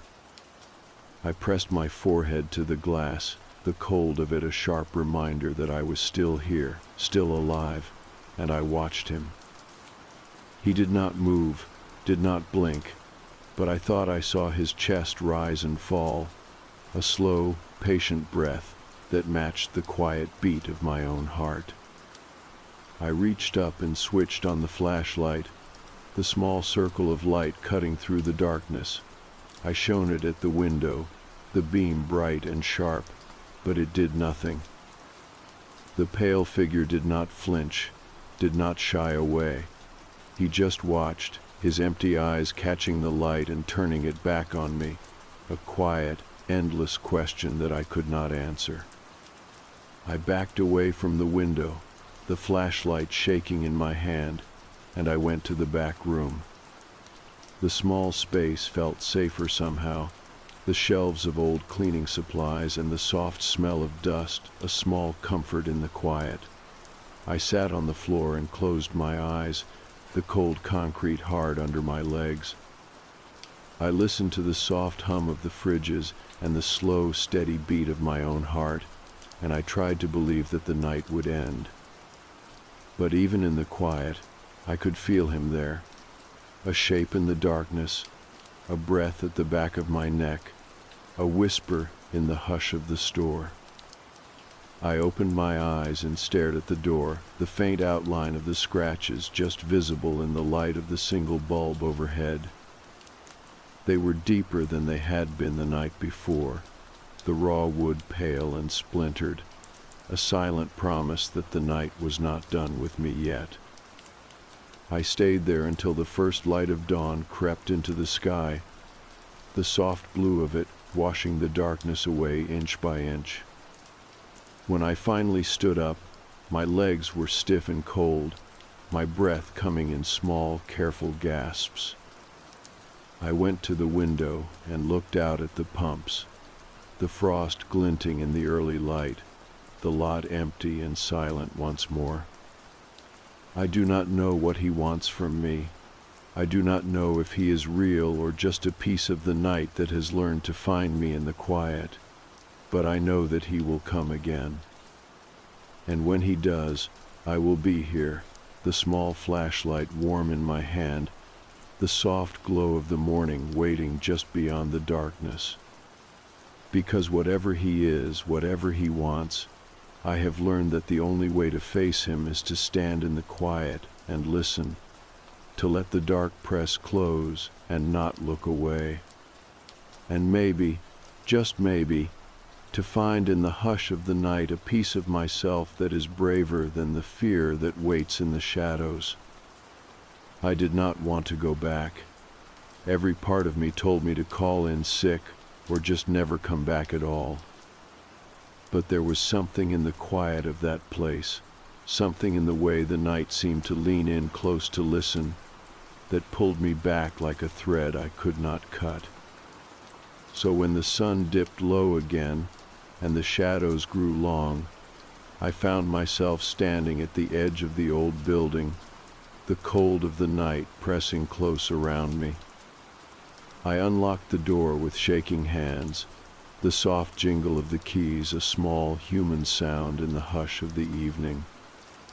The lights flickered on overhead, the hum of the bulbs a familiar comfort, but it felt thin, like a single candle held up against the weight of the dark. I walked through the store, my footsteps echoing in the empty aisles, and I tried to remind myself that I had survived every night so far, that I had seen him and still walked away. But the fear was there, soft and patient, wrapping around my ribs like a cold hand. I busied myself with small things, wiping down the counter even though it was already clean, checking the stock in the back room even though I knew nothing had changed. I kept moving, because standing still felt too much like listening, too much like waiting for the soft knock of something I could not see. At 1 a.m, the door locked itself again. The sound was soft and familiar, the small click of the deadbolt sliding into place. My breath caught in my chest, my hands curling into fists at my sides. I stood there for a long moment, my eyes on the door, and I told myself that tonight I would be brave, that tonight I would not hide in the back room or turn away from the glass. I walked to the window and looked out at the pumps. The lot was empty except for him, standing by pump 4 just like he always did. The pale glow of the flickering lights painted him in soft gold, his skin smooth and bright against the dark. He stood there so still, so quiet, and I could feel his eyes on me, even though there were no eyes to see. I pressed my hand to the glass, the cold of it sharp against my skin, and I watched him. My breath fogged the window in soft, slow clouds. and I let the quiet of the night settle around me like a shroud. He did not move, he never did, but I could feel the weight of him, the way the darkness seemed to lean in closer, the soft hush of the world holding its breath. I thought about the notebook I had been keeping, the careful scrawl of my own words in the dim light of the store. I thought about how small those words felt now, how thin and fragile against the cold press of the dark. But still, I held them close, because they were mine. My small way of saying I was here, that I had seen him, and I was not afraid to speak his name. I took out the flashlight from my pocket and flicked it on, the small circle of light bright in the dark. I shone it through the window, the beam steady and sure, and I watched the pale figure in the light. He did not flinch, did not blink. He just watched, the glow of the light catching the edges of him like a promise. I spoke then, my voice soft but sure in the quiet. "Why are you here?" The words felt heavy in my mouth, the weight of them settling in the hush of the store. There was no answer, just the soft breath of the night and the slow, patient beat of my own heart. I waited. I let the silence stretch out, the weight of it pressing down on me like the cold of the winter night. I thought I heard something then, a soft sigh or a breath that was not mine, a whisper that slipped through the crack in the door and wrapped around my bones. But when I pressed my ear to the glass, there was nothing, just the quiet and the slow, steady thump of my own pulse. I did not go to the back room. I stayed there by the window, the flashlight warm in my hand, and I watched him. I let the night pass around me, the slow crawl of the hours a quiet ache in my bones. I watched the way the light shifted as the night deepened, the flicker of the bulbs casting long shadows that danced like breath in the dark. When the first light of dawn came, the door unlocked itself with a soft click. I stood there for a long moment, my breath slow and steady, and I looked out at the lot. The pale figure was gone, the pumps empty, and still in the soft glow of the morning. I pressed my forehead to the glass, the cold of it sharp and clean, and I let out a breath I had not realized I had been holding. I made coffee and sat at the counter, the warm cup in my hands a small comfort in the hush of the store. I watched the sun rise, the slow wash of light turning the windows to gold, and I thought about the night, about the way he watched me, the way the darkness held him close, and I wondered if maybe he was not waiting for me to be afraid. Maybe he was waiting for me to understand. I do not know what he is. I do not know if he is real or if he is just the shape of the quiet that lives in the spaces between the light. But I know that when the night comes again, I will be here. I will stand at the window with the flashlight in my hand, and I will not look away. Because in the end, that is all any of us can do. Stand in the quiet, face the dark, and let the slow, patient beat of our own hearts remind us that we are still here, still alive, still watching the night. The next night, I arrived at the gas station with a feeling I could not quite name. It was not the same cold dread that had settled in my chest in the nights before. It was something closer to resolve, a quiet understanding that this would be the last time I let him come to me without an answer. I did not know what I would do if he appeared again, but I knew I would not hide. I would not let the quiet swallow me without a word. The store looked the same as always when I unlocked the door. The lights flickered on, washing the shelves in their pale glow. The hum of the refrigerators and the soft drip of the coffee machine filled the small space, a song I had heard so many nights before. But tonight, I did not move through the motions like I was trying to hold the dark at bay. I cleaned the counter because it needed it, restocked the shelves because the day had taken more than I expected. I moved with purpose, not fear, and in the small comfort of those simple tasks, I felt the weight of the night grow just a little lighter. At 1 a.m, the door locked itself again. The soft click was almost gentle, a quiet promise that the night had come and the darkness was ready to show its face. I turned and faced the door, my breath slow and steady, and I waited. I did not reach for the flashlight. I did not back away.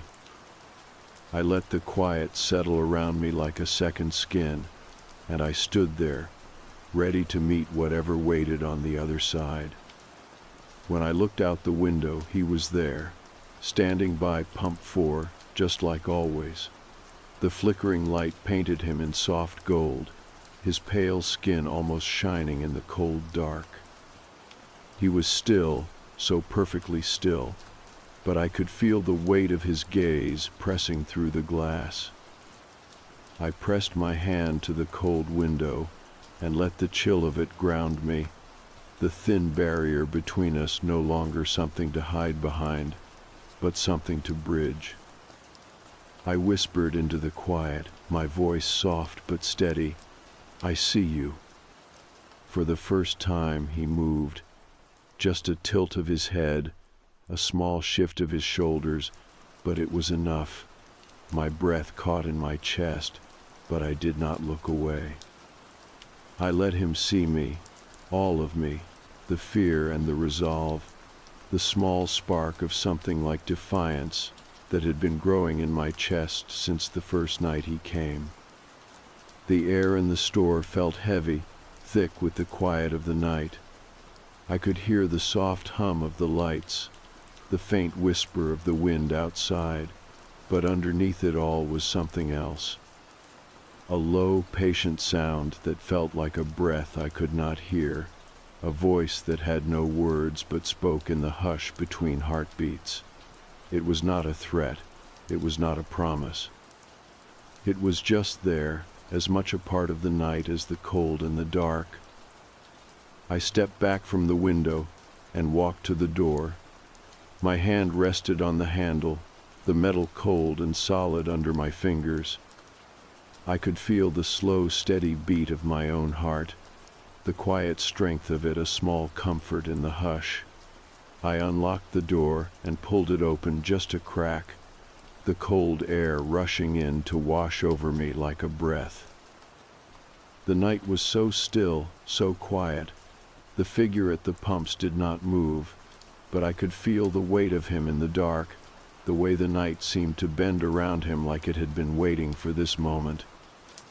I stepped out onto the cold concrete, the frost crunching under my shoes, and I stood there in the glow of the flickering lights. For a long moment, nothing moved. The night held its breath, the dark pressing close and quiet. I watched him, my breath slow and steady in the cold air, and I waited. And then, so softly I almost missed it, I saw him fade, the pale glow of his skin dimming, the edges of him blurring into the dark until there was nothing left but the quiet and the cold. I stood there for a long time, the frost biting at my skin, the soft hum of the pumps the only sound in the hush. I felt something ease in my chest, a quiet release of breath I had been holding for too many nights. The night felt empty without him, but it also felt lighter, like a weight had been lifted from the shadows. I walked back inside and locked the door behind me, the small click of the bolt no longer a threat but a promise of safety. I made coffee and watched the first light of dawn creep into the sky, the soft gold of it washing the quiet in gentle warmth. The store felt different in the morning light. Still small, still worn and tired, but no longer a place of fear, just a place where the night had come and gone, and where I had stood and faced it without flinching. The manager came in a few hours later, his smile easy and bright in the soft morning light. He asked how the night had been, and for the first time I did not have to lie. I told him it had been quiet, that everything was as it should be, and as I said the words, I knew they were true. I do not know if he will come again. I do not know if the pale figure was ever really there, or if he was just the shape of my own fear in the quiet hours of the night. But I know that if he does, I will be ready. I will stand in the hush of the store, the soft glow of the lights around me, and I will meet the darkness without turning away. Because the night will always come, and in the quiet spaces it leaves behind, I have learned to stand without fear. To see the dark not as something that waits to swallow me whole, but as something that can be faced, one breath at a time.